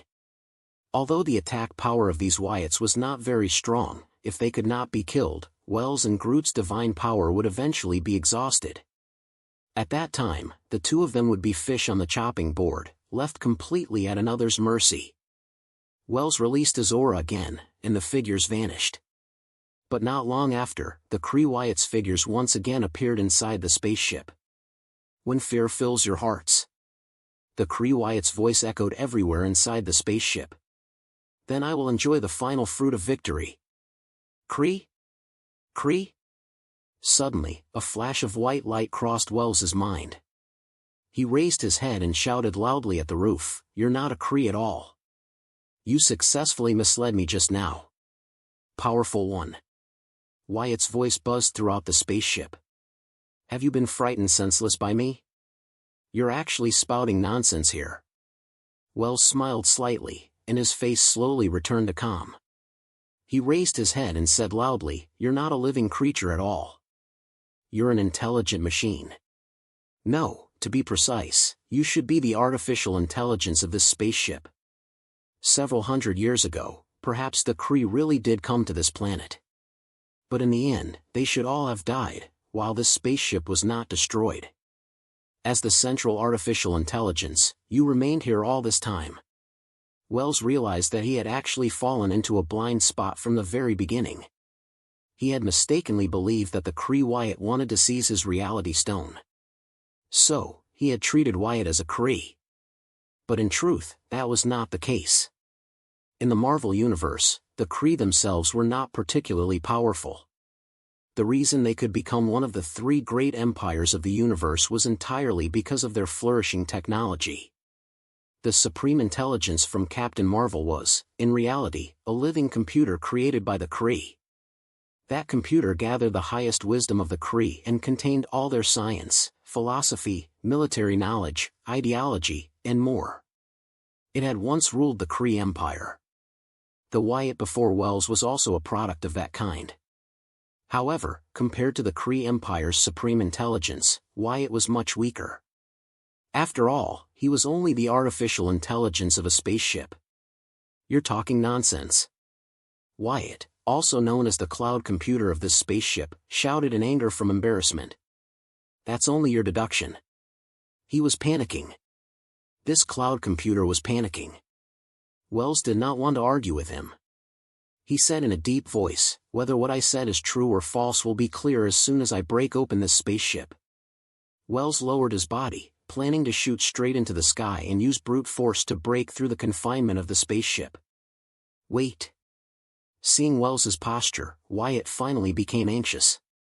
We can negotiate. There's no need for you to destroy this spaceship. I really guessed right. The corner of Wells's mouth rose, slowly forming a smile. If Wells used his full strength, he could punch straight through the spaceship. If the spaceship was destroyed, that would be equivalent to directly killing the spaceship's artificial intelligence. Of course, Wyatt would not allow him to do that. Wells said softly, "Then let's talk." Wyatt sighed dejectedly. Fine. In the next second, the hundreds of Wyatt figures in the room finally disappeared. Light and shadow flashed again, and the layout inside the spaceship changed once more. A tea room filled with fragrance appeared before Wells's eyes. This artificial intelligence's level really wasn't low. At this moment, Wells already had a certain plan in mind. Ahead, Wyatt continued to appear before Groot and Wells in the image of a blue-skinned Kree. Sigh. Wyatt lowered his head and sighed to himself. Powerful one, you win. I'll open the door and let you leave. Wells came to Wyatt's side and said without the slightest politeness, "If I wanted to leave, would I need you to open the door?" Wyatt raised his head with a confused expression. You don't want to leave? Then what do you want to do? Wells stretched out a finger and poked Wyatt's body, but his finger passed straight through it. Wyatt lowered his head and looked at Wells, his eyes curious like those of a baby. After a long while, Wells finally lowered his hand. He said to Wyatt, "I want you." Wyatt quickly took a step back. He covered his chest with both hands and said angrily, "You pervert. I would never like you." Good heavens! Had this artificial intelligence already evolved into a monster? Groot widened his eyes and stared at Wyatt. Number 66. The Elf Clan. Seeing Wyatt clutch his chest with an expression as if he had suffered a heaven-shattering grievance, Wells's face turned as black as charcoal. With a gloomy expression, Wells said in a low voice, "From today onward, you'll follow me. I may leave this universe in the future." This was the strategy Wells had just thought of. As the scale of the battles expanded, it was very likely that he would leave the Nine Realms one day. As a member of Asgard's royal family, like Thor, he could survive in the vacuum of space. However, the universe was far too vast. A spaceship would definitely be indispensable, and the ship left behind by this Kree just happened to fill Wells's need. Hearing Wells's words, Wyatt refused outright. Outside the universe, people fight and kill every day. I don't want to go out. Wells's voice turned a little colder. Choose for yourself. Do you want to become a pile of scrap metal, or do you want to come with me? The spaceship left behind by this Kree was still quite impressive. Just the fact that it had given birth to an artificial intelligence placed it far beyond many similar ships. So there was absolutely no reason for Wells to give it up. You! Wyatt looked at Wells angrily. Aren't you afraid, that I'll drag you down with me? Wells said with a smiling expression, even if you self-destruct, you won't be able to harm me in the slightest. Although Venom was dead, it had strengthened Wells's body. A few days ago, even the destroyer armor, famous for combat, had failed to harm Wells at all. So what did the self-destruction of a spaceship count for? Wyatt's face fell. There's no room for negotiation. Wells shook his head and said nothing more. All right. With things having reached this point, the artificial intelligence Wyatt could only brace itself and say, I'll go with you. Only after hearing those words did a smile appear on Wells's face. This ship was much better than Star-Lord's. Wells felt a little pleased with himself. All right. Wells said softly, let us out. Oh, right. Don't let that old man Karn live. Before leaving, Wells added that sentence lightly. Creak. Pushing open the door, they entered another world again. Flowers bloomed in clusters, and the air carried the scent of freedom. Wells lowered his head and saw that Captain America, Black Widow, and Hawkeye had still not left. The Winter Soldiers on the ground had all been subdued. Wells came before Captain America and said, Did you find the person you were looking for? Stephen Rogers nodded. I found him, but he doesn't seem to remember me. I didn't want to fight him to the death, so I let him leave again. Sigh. That decision of yours might get a lot of people killed. Hearing Captain America's words, Wells silently sighed. Captain America's heart was not bad, but when it came to some things, he was simply too indecisive. Bucky was an executioner. Since he had not been kept here this time, the number of lives on his hands would definitely continue to increase. Karn Wyatt and his son are both dead. Wells turned around and said to Black Widow and Hawkeye from S.H.I.E.L.D., you can go back and report. Although Old Man Karn was dead, the confrontation between Hydra and S.H.I.E.L.D. would not stop. However, Wells did not want to get involved. Whatever those two sides wanted to do, they could do it themselves. Wells shouted loudly toward the castle, Wyatt, turn into a miniature version. I'll take you away. Star-Lord's ship could turn palm-sized, so Wells believed Wyatt could do the same. Sure enough, after Wells finished speaking, the entire castle flew up, then kept shrinking.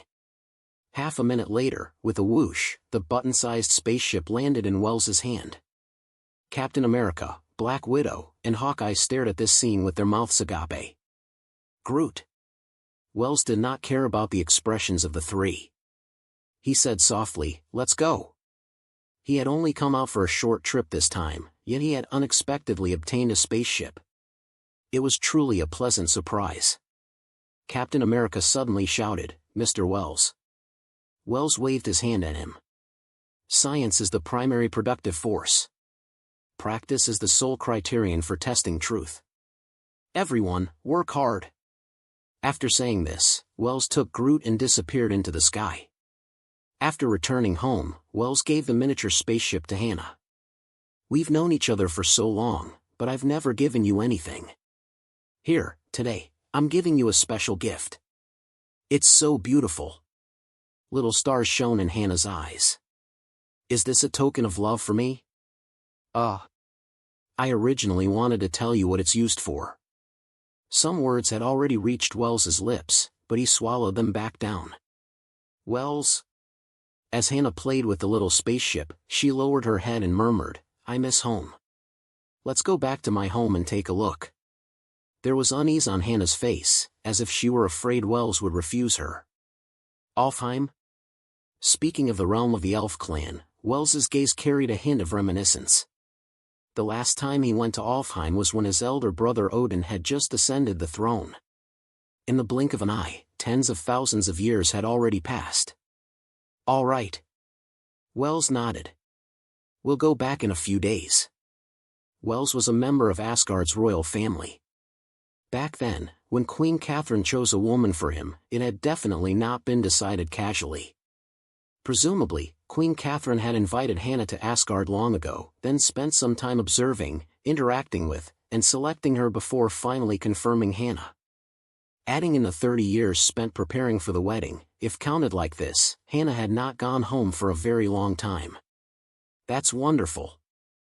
Hannah spun around excitedly on the ground, her skirt fluttering like a little elf.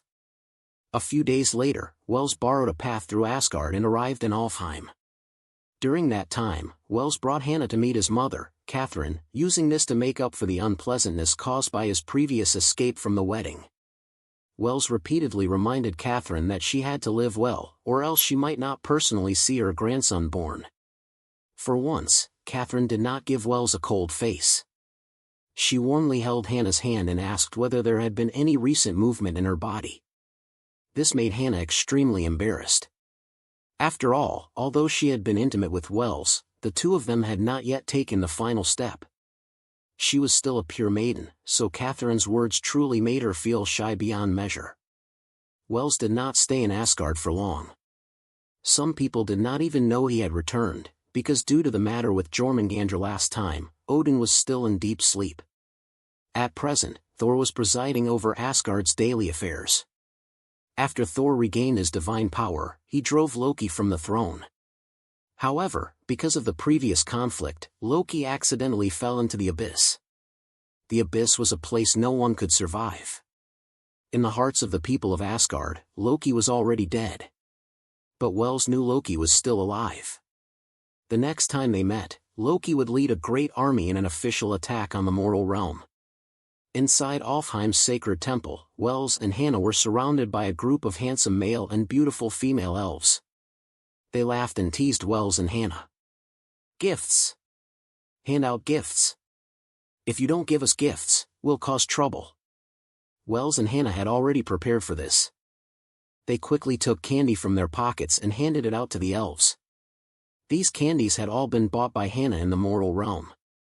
Although the 9 realms were powerful, when it came to some things, they were actually inferior to the mortal realm.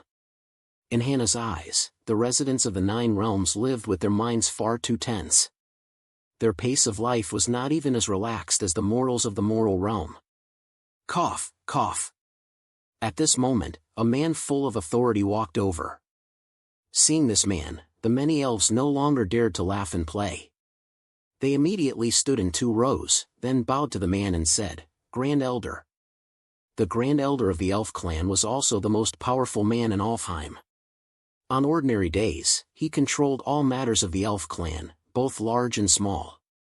The Grand Elder said sternly, "What kind of figure is Prince Wells? How can you surround him like this?" Grand Elder. Hearing the Grand Elder's words, the many elves finally remembered Wells's identity. They lowered their heads one after another, looking as if they were saying, "I was wrong." Seeing this, the Grand Elder nodded in satisfaction. "Why haven't you withdrawn yet?" "Yes." The elves saluted Hannah and Wells, then quickly walked outside. Seeing that the elves had gone far away, Wells said modestly, "Grand Elder." When he had first been sent as an envoy to Alfheim, it had already been tens of thousands of years ago. The 2 Grand Elders were clearly not the same person. At this moment, the Grand Elder before Wells was full of dignity and had an appearance that kept others 1,000 miles away. No wonder those elves had not even dared to breathe loudly. Sigh. How could the Grand Elder of the Elf clan dare accept a bow from Wells? He quickly supported Wells's arm. Since a very long time ago, the Alfheim realm of the Elf clan had been allies with Asgard. It was precisely because of this relationship that even after Odin unified the 9 realms, he had not sent a single soldier to garrison Alfheim. It could be said that he had given the Elf clan more than enough face. No. Wells shook his head. This has nothing to do with status. All these years, Hannah has been cared for by the Elf clan. This bow is my thanks to the Elf clan. In that case. Hearing this, the Grand Elder no longer refused and finally accepted Wells's bow. "Your Highness." After Wells straightened up, the Grand Elder said respectfully, "After hearing that you had returned, the Tree of Life hoped you would go see it. It seems the Old One has something it wants to tell you." Number 67. Conversation. "Oh, Old Man Tree of Life?" Hearing the Great Elder's words, Wells raised his eyebrows slightly. Ever since leaving Alfheim last time, Wells had not returned here again. Groot and the Tree of Life came from the same lineage, so he had come back a few times. At that time, Wells had also wanted to come back and chat with the old man, but the war to unify the 9 realms had been in full swing, and he truly could not spare the time. Wells nodded and did not refuse. "All right. I'll go in a while." Right now, Wells urgently needed an elder to give him some guidance. The old Tree of Life had lived for hundreds of thousands of years. Although he was somewhat unreliable when doing things, Wells knew the old man definitely knew certain secrets. "I'm going too. I'm going too." Hearing Wells's words, Groot and the dark dragon beside him shouted at the same time. For this trip to Alfheim, Wells had not brought Dr. Banner along, because he still had an important mission to complete. So Wells had only taken the dark dragon and Groot with him. Groot was a junior of the Tree of Life, and he also wanted to see the Tree of Life. That was reasonable enough. Wells did not find it strange. However, the dark dragon and the Tree of Life had never been on the same page. Whenever the two met, they would almost immediately start arguing. Why would he want to see the Tree of Life? Wells found this very strange. Seeing the scene fall silent again, Wells said in a deep voice, "Great Elder, if the elf race needs anything, you can tell Hannah. If I can help, I definitely will." Perhaps the impression Wells gave others was simply too lofty. Therefore, even the Great Elder of the elf race acted extremely respectful before Wells. As the son-in-law of the elf race, this made Wells very uncomfortable. "Then talk with Hannah a little longer." Wells slowly said to the Great Elder, "I'll go see the old man Tree of Life." An impression built over tens of thousands of years could not be broken in a single morning. Wells still threw the responsibility to Hannah and let her handle the elf race's relationships. Before long, Wells brought the dark dragon and Groot to the forest where the Tree of Life was located. "Woo!" The dark dragon raised his head and let out a long howl, using every bit of strength he had to release his overwhelming aura. Sensing the pressure of a supreme bloodline, the spirits and birds that had originally been living in the forest immediately trembled and lay on the ground. They knew that fellow had returned again. "You black thing!" From the deepest part of the forest came an angry curse. "You start causing chaos the moment you arrive. The time flow has ended." Wells closed his eyes. After sensing that there was no abnormality in the flow of time in the air, he finally relaxed. If, after tens of thousands of years, the old Tree of Life still could not solve the time flow problem, then he had truly lived all those years for nothing. Ha ha ha. The dark dragon did not care about the Tree of Life scolding. He flapped his wings, his aura majestic, like a demon god. "All right, stop showing off." Wells kicked the dark dragon. "Let's hurry down." "Fine." Hearing Wells's words, the dark dragon finally settled down. After circling the forest twice, he lowered his head and charged downward. "Old man." Wells jumped down from the dark dragon's back, then laughed loudly. "We meet again." Groot also shouted loudly, "Grandpa Giant Tree." Ha ha ha. The old man's voice was extremely broad and hearty. He stretched out a branch and rubbed Groot, the smile on his face becoming more and more benevolent. Wells said respectfully, "Senior, there are some matters I would like to ask you about." The Tree of Life had originally been a branch of the World Tree and was a living fossil-level existence. He definitely knew some unknown secrets. The Tree of Life placed Groot to the side, then looked solemnly at Wells. "Speak, young man." Wells was no longer the envoy who had gone to Alfheim back then. He had contributed greatly to the unification of the 9 realms. Therefore, even the Tree of Life did not dare treat Wells lightly. Wells said in a deep voice, "Old man, I want to ask, how can the Celestials be killed?" Boom! As soon as Wells's words fell, as if some taboo existence had been touched, a bolt of purple lightning descended from the sky and struck the forest. Some birds chirped wildly, then flew out of the forest in panic. Wells remained unmoved. He still looked calmly at the old Tree of Life.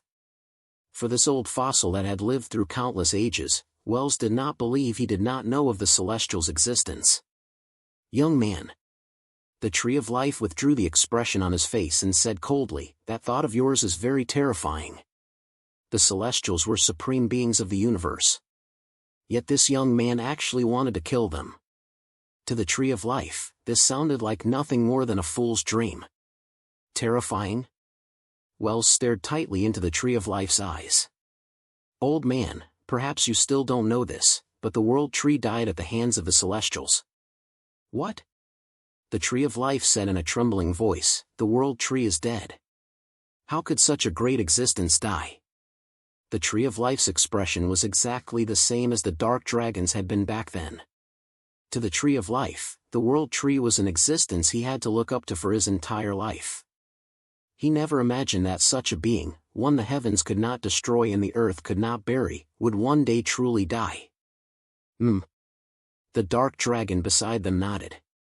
The World Tree and the Dragon God Nidhogg joined forces to fight the Celestials, but they were no match for them. In the end, both. The Dark Dragon, who had always been carefree, could no longer feel happy at this moment. The Dragon God Nidhogg was also his ancestor. His ancestor had been killed, yet his descendants were powerless before the enemy. This, too, was a kind of sorrow. The Tree of Life cried out in shock. The Dragon God Nidhogg and the World Tree joined forces. In legend, the Dragon God Nidhogg and the World Tree were sworn enemies. Yet there had actually been a time when they joined hands. The Tree of Life immediately understood just how dire the situation had been back then. The Celestials. The Tree of Life worked hard to steady his mind. Although I have lived for a very long time, I don't understand the Celestials very well either. I only know that there are more than 1,000 true Celestials. The Tree of Life looked at Wells. Actually, in a one-on-one fight, ordinary members of the Celestials may not necessarily be your opponents. You only need to be wary of those leaders among the Celestials. I'm sorry, I cannot tell you their names. Because once I say them aloud, they will immediately be able to sense it. This, Wells said with a stunned expression, isn't that far too powerful? Merely calling their names, even across different realms and different universes, could be sensed. What kind of powerful existence was that? Was he really their opponent? At this moment, for the first time, Wells began to doubt his own strength.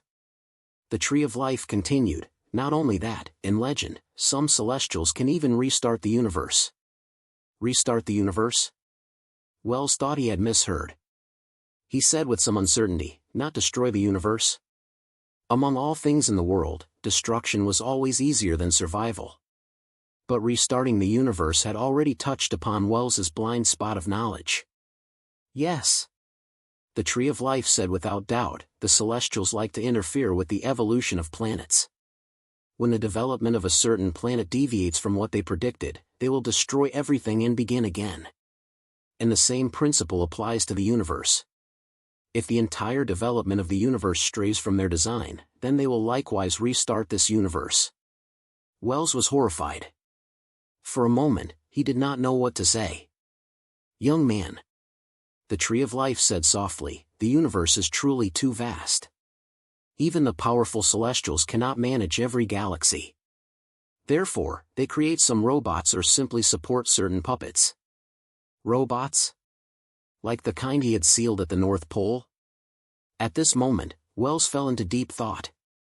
The Tree of Life said slowly, young man, my advice to you is not to clash head-on with the Celestials for now. First, deal with the forces under their command, then confront the Celestials.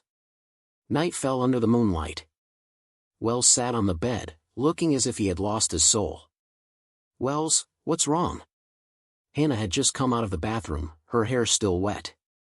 But seeing Wells's expression, she still asked, what did the Tree of Life say to you today? Wells shook his head, not wanting to continue this topic. Nothing. Looking at Hannah fresh from the bath, Wells sat up and pulled Hannah into his arms at once. His hands immediately became restless. Hannah's face flushed red, and she could not help softly letting out a sound. If this universe were going to be destroyed. Wells looked at Hannah and said, what would you do? Hannah said directly, of course I would resist. My man would definitely protect me. Wells placed Hannah on his lap and said gently, what if I couldn't protect you? then my son will protect me in the future. The universe won't be destroyed tomorrow, right? Ha ha ha. Hearing Hannah's words, Wells laughed heartily. You're right. Our son will protect you too. In the future, Wells and Hannah would become a family. He would have children. Therefore, Wells could not sit by and ignore the destruction of the universe. Wells would resist. If he was not a match for the Celestials, then his son would continue to resist the Celestials. Wells came to the foot of the bed and blew out the candlelight in one breath. Sleep.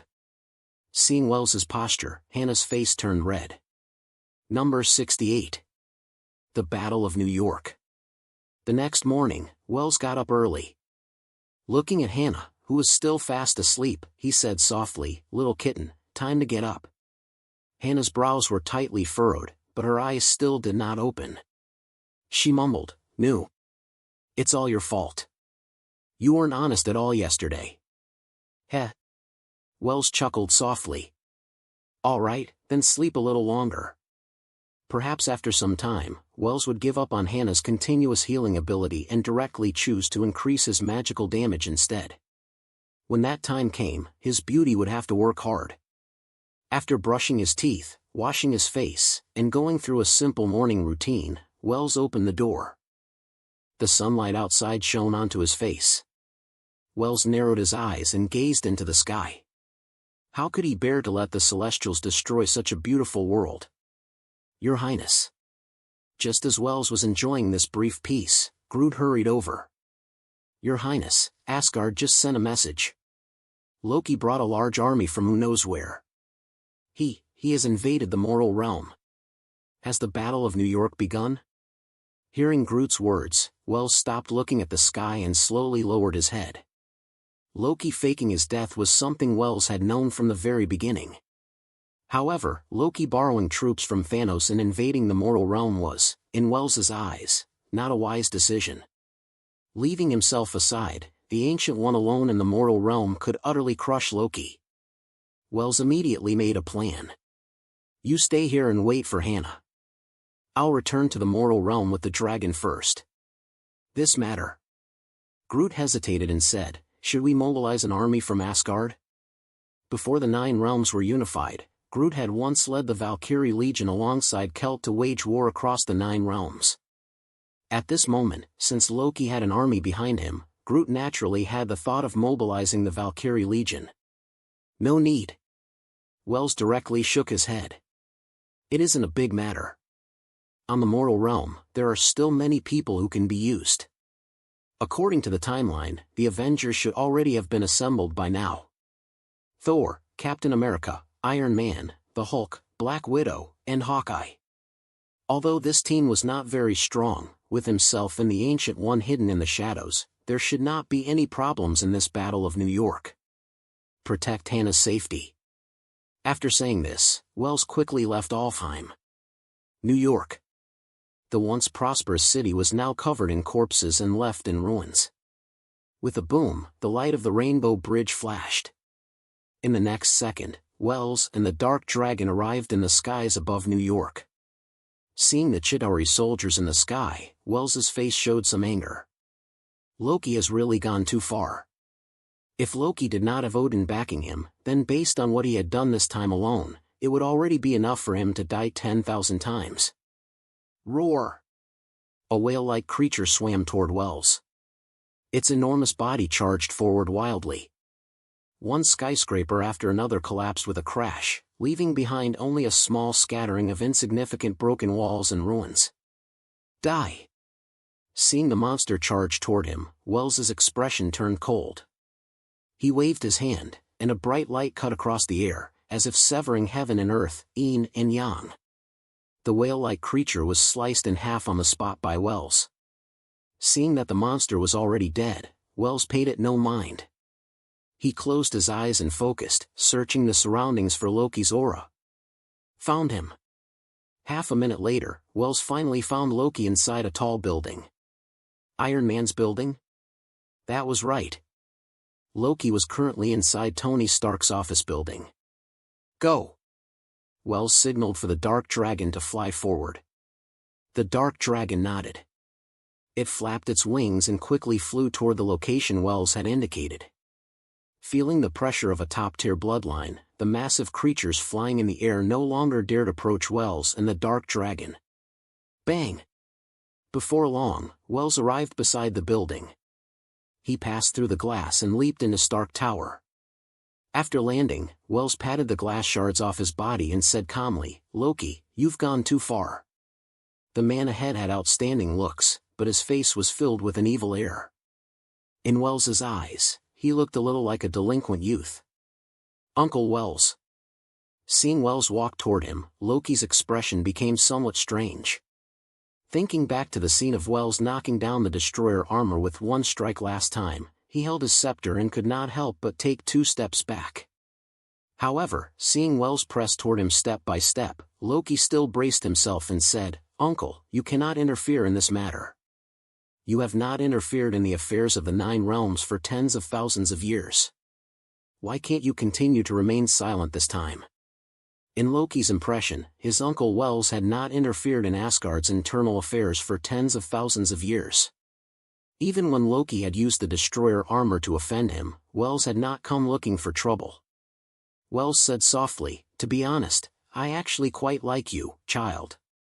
You understand schemes and know how to use your brain. In terms of personality, you are indeed more suited to being a king than Thor." But, hearing Wells's words, Loki's face lit up with joy. "Are you blaming me for killing so many people?" "No." Wells directly shook his head. "These people don't count for much. Back then, I killed even more people than you. During the decisive battle that settled the 9 realms, the 4-realm campaign, I killed dozens of times more than you have today. What angers me is, why did you submit to Thanos?" As he spoke, Wells lifted his foot and kicked Loki hard. Loki originally wanted to dodge, but he discovered that his uncle's kick did not contain even the slightest power or magic. Loki stood in place and did not dodge for a moment. This kick seemed more like the dissatisfaction of an elder toward a younger generation of the family. Smack! Wells kicked Loki, and a footprint was immediately left on that expensive robe. Seeing that Loki had not dodged, a trace of satisfaction finally flashed through Wells's eyes. When a child of his own family was naughty, Wells, as an elder, naturally would not truly lower himself to Loki's level. But if Loki treated him as an enemy, then this matter would have to be treated differently. "Why did you submit to Thanos?" Wells shouted sternly, "The foundation your father and I built may not be very large, but, you actually submitted to Thanos? This makes me very confused. Do you look down on your uncle that much? In your heart, is your uncle Wells inferior to Thanos? Forcing the dwarf race to surrender, establishing the 9 realms' most elite force, the Valkyrie Legion, unifying the 9 realms, and sealing Surtur." Wells's achievements surfaced one by one in Loki's mind. Loki hurriedly defended himself. No, Uncle Wells, don't misunderstand." "Shut your mouth." Wells interrupted Loki. "Just now, someone even asked me whether we should dispatch the Valkyrie Legion to capture Loki." "The Valkyrie Legion?"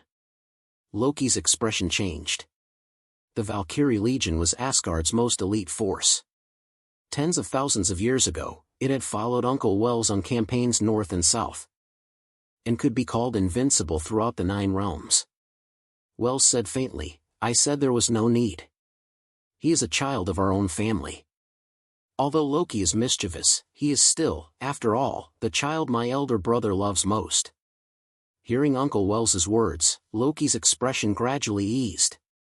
No matter what, this uncle of his had not made things difficult for him.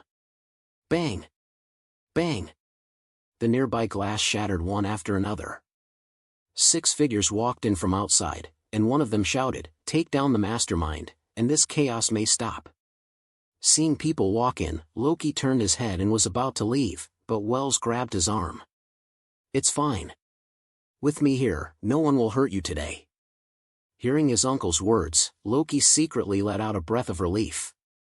As a meritorious figure who had once unified the 9 realms, his uncle would not go so far as to deceive him. "Everyone." Wells shielded Loki behind him and looked at the 6 people outside with a smile. It truly has been a long time. Mr. Wells. Sir? Uncle Wells. These 6 people were Thor, the God of Thunder, Tony Stark, Iron Man, Stephen Rogers, Captain America, Dr. Banner, the Hulk, Black Widow, and Hawkeye.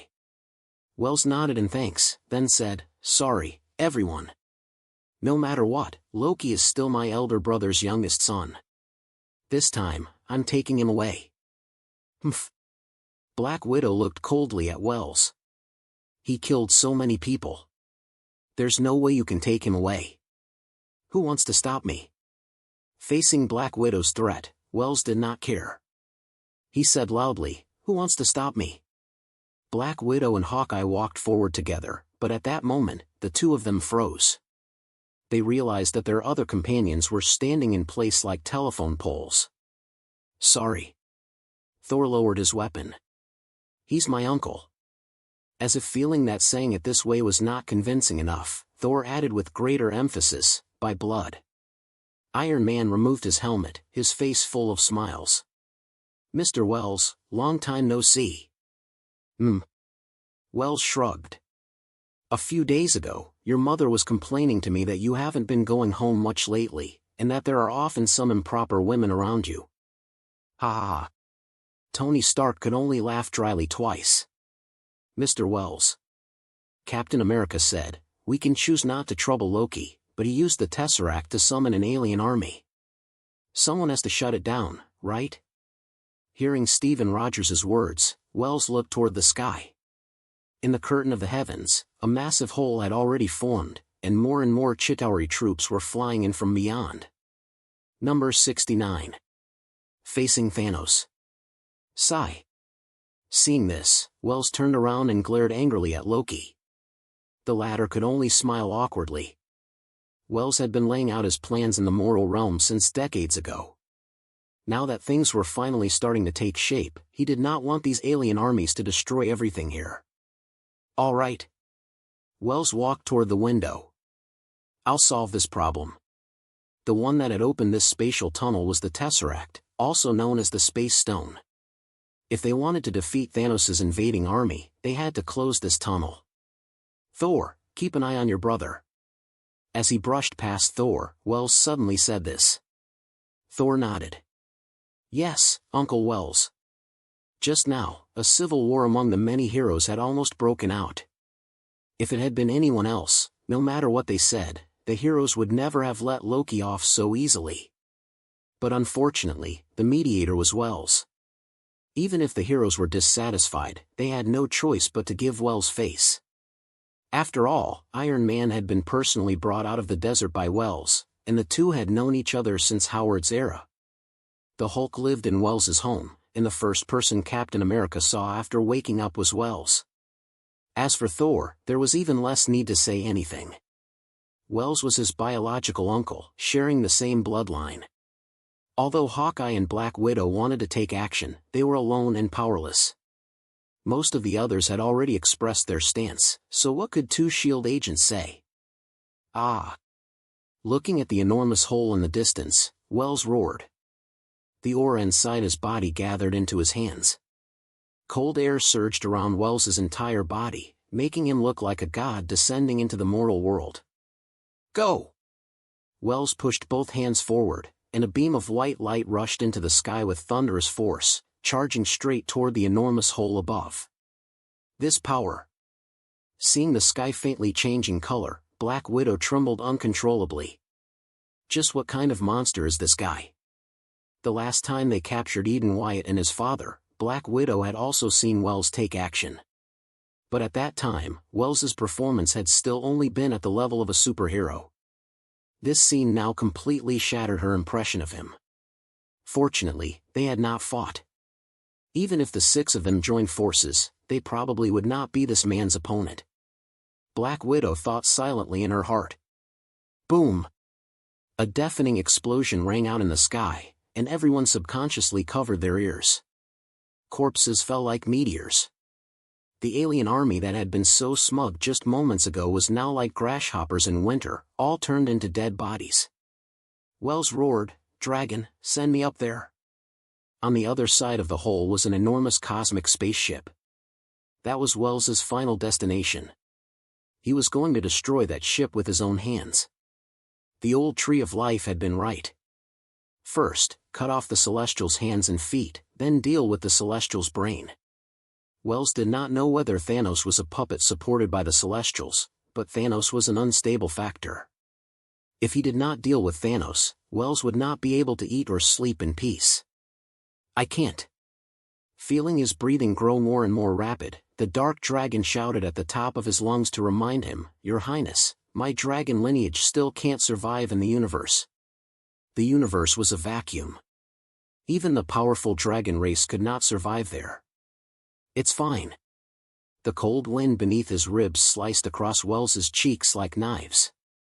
Hearing the dark dragon's words, Wells shouted, "It's fine. Just push forward with all your strength. I'll protect you." Among the many races, the royal family of Asgard was one of the few races that could survive in the universe. Wells took out the Reality Stone and activated his magic, making the Reality Stone's energy wrap around the two of them. "Ha!" The dark dragon exhaled comfortably. Then he spread his wings and charged with all his strength toward the cosmic spaceship ahead. Clang! Wells punched down, sending sparks flying everywhere. A tunnel large enough for one person to pass through was blasted into the spaceship. Wells leaped forward and jumped into the spaceship. The dark dragon transformed into human form and drilled in as well. Hiss! After the two entered the spaceship, Wells immediately used magic to seal the tunnel back up. "To think this universe actually has someone like you." An elegant voice came from behind Wells. The dark dragon's face tightened, and he immediately assumed a battle stance. Wells turned around and looked at the speaker. He discovered that the person who had just spoken was thin as bones.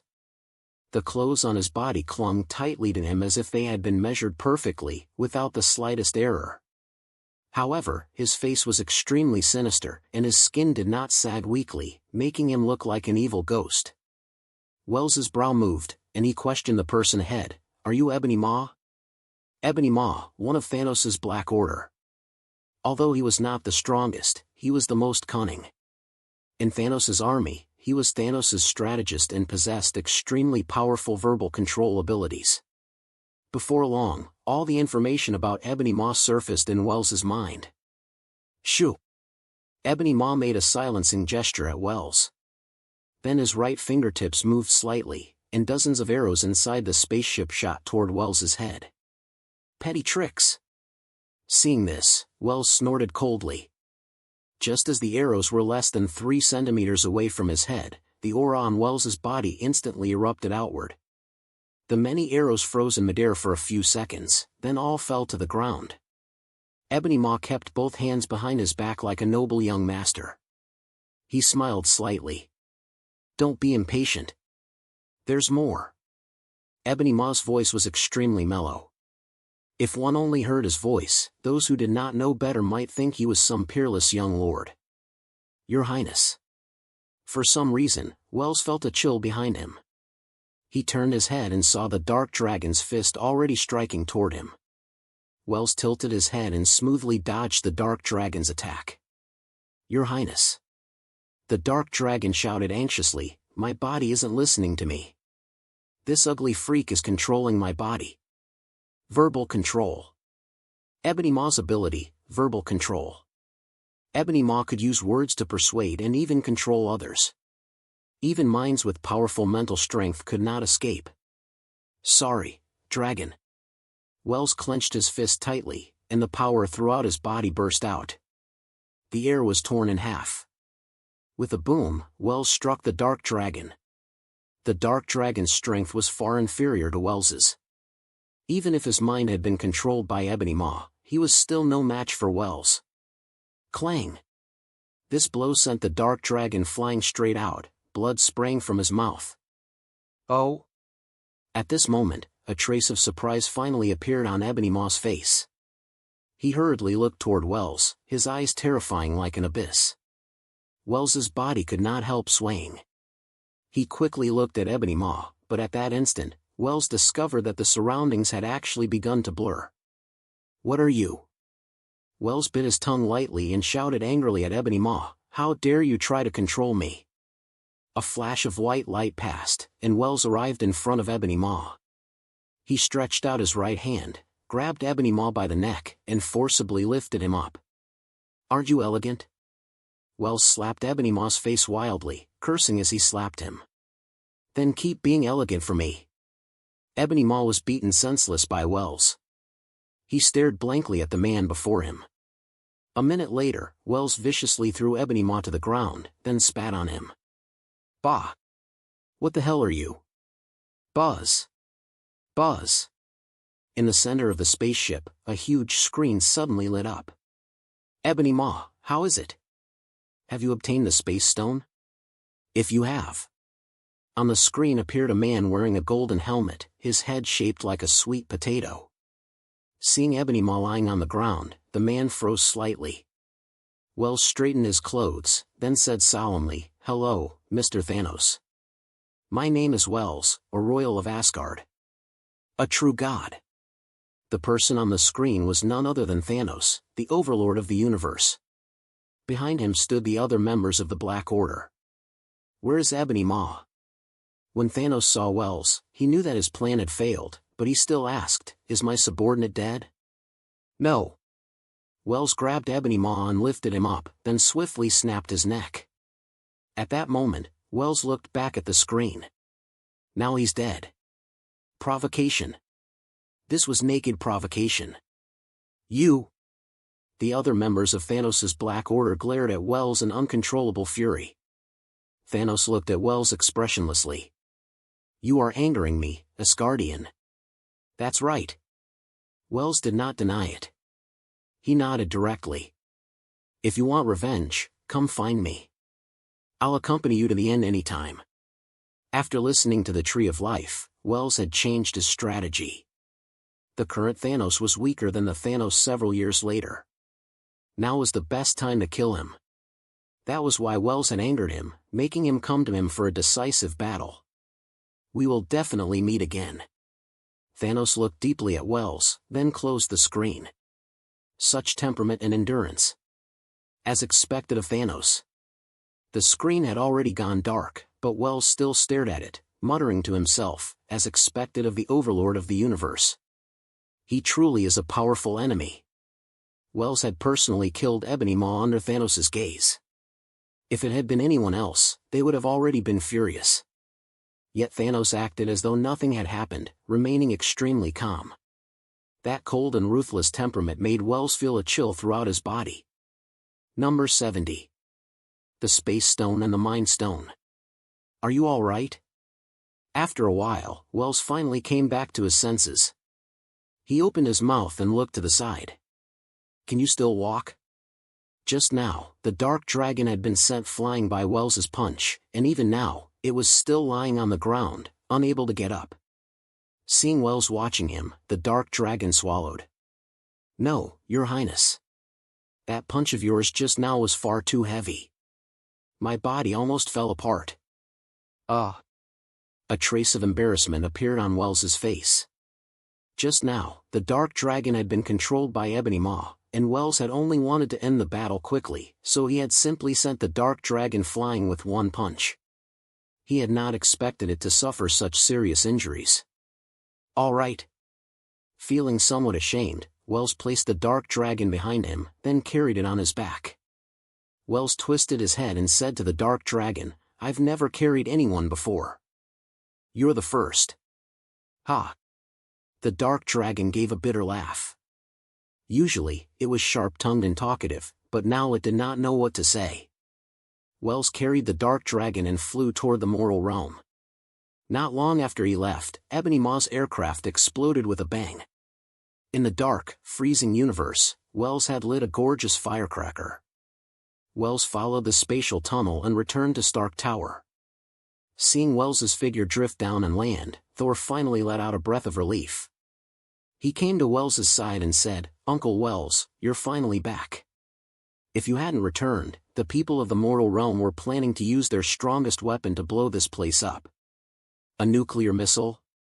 Hearing Thor's words, a familiar memory instantly surged up in Wells's mind. In the original timeline, in order to settle things once and for all, the people of S.H.I.E.L.D. had launched a nuclear missile. It was only that the missile had been forcibly carried through the spatial rift by Iron Man and sent to the other side of the tunnel.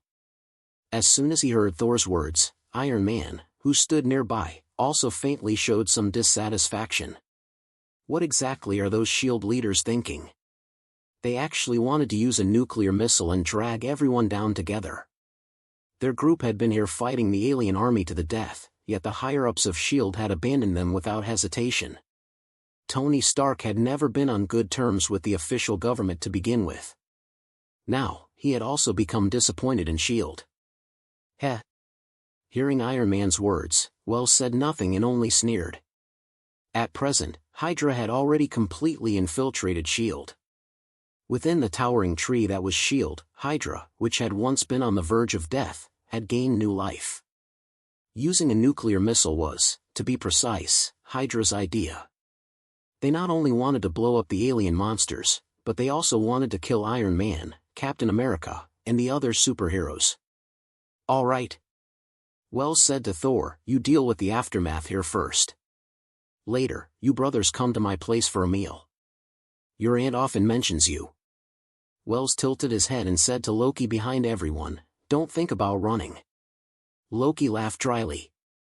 Thinking of his uncle's terrifying strength, he could only answer, of course, of course. Hulk also wants to go back. Seeing that Wells was about to leave, Hulk shouted, Hulk wants to go home too. Wells felt somewhat helpless and could only bring Hulk along. When he left, Wells took a deep look at the scepter in Hawkeye's hand, then left Stark Tower with the Dark Dragon and the Hulk. Inside Wells's villa, Hannah and Groot had already returned from Alfheim. Seeing Wells carrying one person in each hand, Hannah hurriedly said, is everyone all right? Wells shook his head. They're fine. There are still a few leaves from the Tree of Life at my bedside. Hurry and apply them to the dragon. As the direct descendant of Nidhogg of the dragon race, the Dark Dragon would not die from one punch from Wells, but resting for a while was definitely unavoidable. In the future, the Dark Dragon probably would not be able to help for now. After checking the Dark Dragon's injuries, Hannah said with a worried expression, how did it get injured this badly? Who hit it? We definitely can't let that person off. As the mistress of the house, Hannah valued her family's mount quite highly. Who hit me? Of course, it was your man. The Dark Dragon silently slandered in its heart. A woman's view. Wells naturally would not answer Hannah's question. He only replied vaguely, make more food later. Thor and Loki are coming. Woman? Hannah rolled her eyes at Wells. Then don't come looking for me tonight either. Go find some other woman. Why are you angry? Wells put away his smile and immediately laughed apologetically. Just pretend I didn't say anything. Don't lower yourself to my level. Only after hearing this did Hannah stop arguing with Wells. She turned around and went to help the Dark Dragon fetch the leaves. What's going on? Wells threw Groot a questioning look. Groot muttered softly, who told you to leave her alone in Alfheim? Wells suddenly understood. Aunt Hannah. A few hours later, Thor and Loki arrived at the entrance of Wells's villa and respectfully bowed to Hannah. Hannah was the daughter-in-law personally chosen by their grandmother, Queen Catherine. Even the two brothers did not dare show Hannah the slightest disrespect. You're here. Hannah tried hard to put on the air of an elder and smiled. Your uncle has been waiting for you for a long time. The two brothers nodded at the same time, then walked into the house. You're here. On the sofa, Wells had been resting with his eyes closed. Seeing his elder brother's two sons walk in, he finally sat up and personally brewed a pot of tea for them. Give me the Tesseract. The reason Wells had invited the Thor brothers over was naturally not as simple as treating them to a meal. The old drunkard's intent was not in the wine. Wells's true goal was actually the Tesseract. In the original storyline, after the Battle of New York ended, the Tesseract was brought back to Asgard by Thor, then hidden by Odin in his treasury. Before Asgard's destruction, Loki stole it, and it was precisely Loki's act that planted disaster for Asgard's escape ship. Of course, the current timeline would definitely not develop in that direction anymore. But the Tesseract, also known as the Space Stone, had already completed its mission. Wells absolutely would not let it remain in Odin's treasury. "Uncle, do you need it?" Thor placed the box in his hand on the tea table, then turned it around once. The box opened, and a glowing cube appeared before Wells's eyes. "How long has it been?" Wells picked up the Tesseract and carefully played with it in his hand, muttering to himself, "Back then, I personally placed it in the mortal realm. So much time has passed that even I can barely remember it." Loki said in surprise, "Back then, you were the one who left the Tesseract in the mortal realm, Uncle?" Wells continued staring directly at the Tesseract. In response to Loki's question, he only nodded slightly. Back then, after Asgard established its position as overlord, some ambitious people were unwilling to accept defeat. So they set their sights on the 6 Infinity Stones, trying to use them to defeat Asgard. At that time, the Space Stone was already useless to your father, so he gave it to me. I was worried someone would find it, so I had the dwarves forge it into the Tesseract and personally threw it into the mortal realm. His past life was like passing clouds. After so many twists and turns, the Tesseract had still returned to his hand. Wells could not help but sigh at the unpredictability of the world. Back then, the reason he had thrown the Tesseract into the mortal realm was actually to lay out his plans. Now that the Space Stone had returned to its original owner, it meant that the matters of the mortal realm had come to a temporary end. Bang! Wells applied slight force with his fingertips, and the Tesseract shattered like glass into light and shadow. A thumb-sized gem quietly lay in Wells's palm. Ah! A powerful force surged into his heart. Wells closed his eyes and could not help but let out a low roar. Could Uncle Wells also be collecting the Infinity Stones? Seeing the delighted expression on Wells's face, a rebellious thought appeared in Loki's heart. Could it be that he has the same idea as Thanos? A few minutes later, Loki smiled flatteringly at Wells and said, "Uncle, why don't you take my scepter as well?" The stone embedded in his scepter was also one of the Infinity Stones, the Mind Stone. "No." Wells shook his head. 2 Infinity Stones are enough. Having more would be useless. Originally, Wells had also wanted to take back the Mind Stone inside the scepter. But the Mind Stone's timeline was connected to Scarlet Witch, and Wells could not bear to destroy that timeline. Although Scarlet Witch's magic was innate and the Mind Stone only served as a catalyst, Scarlet Witch's chaos magic was a great killing weapon. In the future, she would be a sharp blade against the Celestials. Aside from the 6 original Avengers, among the later Avengers, the person Wells valued most was Scarlet Witch. Because of that, he was afraid that if he took the Mind Stone away, it would directly affect Scarlet Witch. Therefore, Wells gave up the idea of seizing the Mind Stone. At this moment, Wells suddenly found himself troubled again. In one hand, he held the Reality Stone, and in the other, he held the Space Stone. When fighting others in the future, this would be far too inconvenient. Loki seemed to see Wells's confusion. He smiled and said, "I feel Uncle Wells should forge a glove and embed both stones onto it." It was final chapter. If you want more like it, then go to my channel and explore. Don't forget to subscribe and like this video.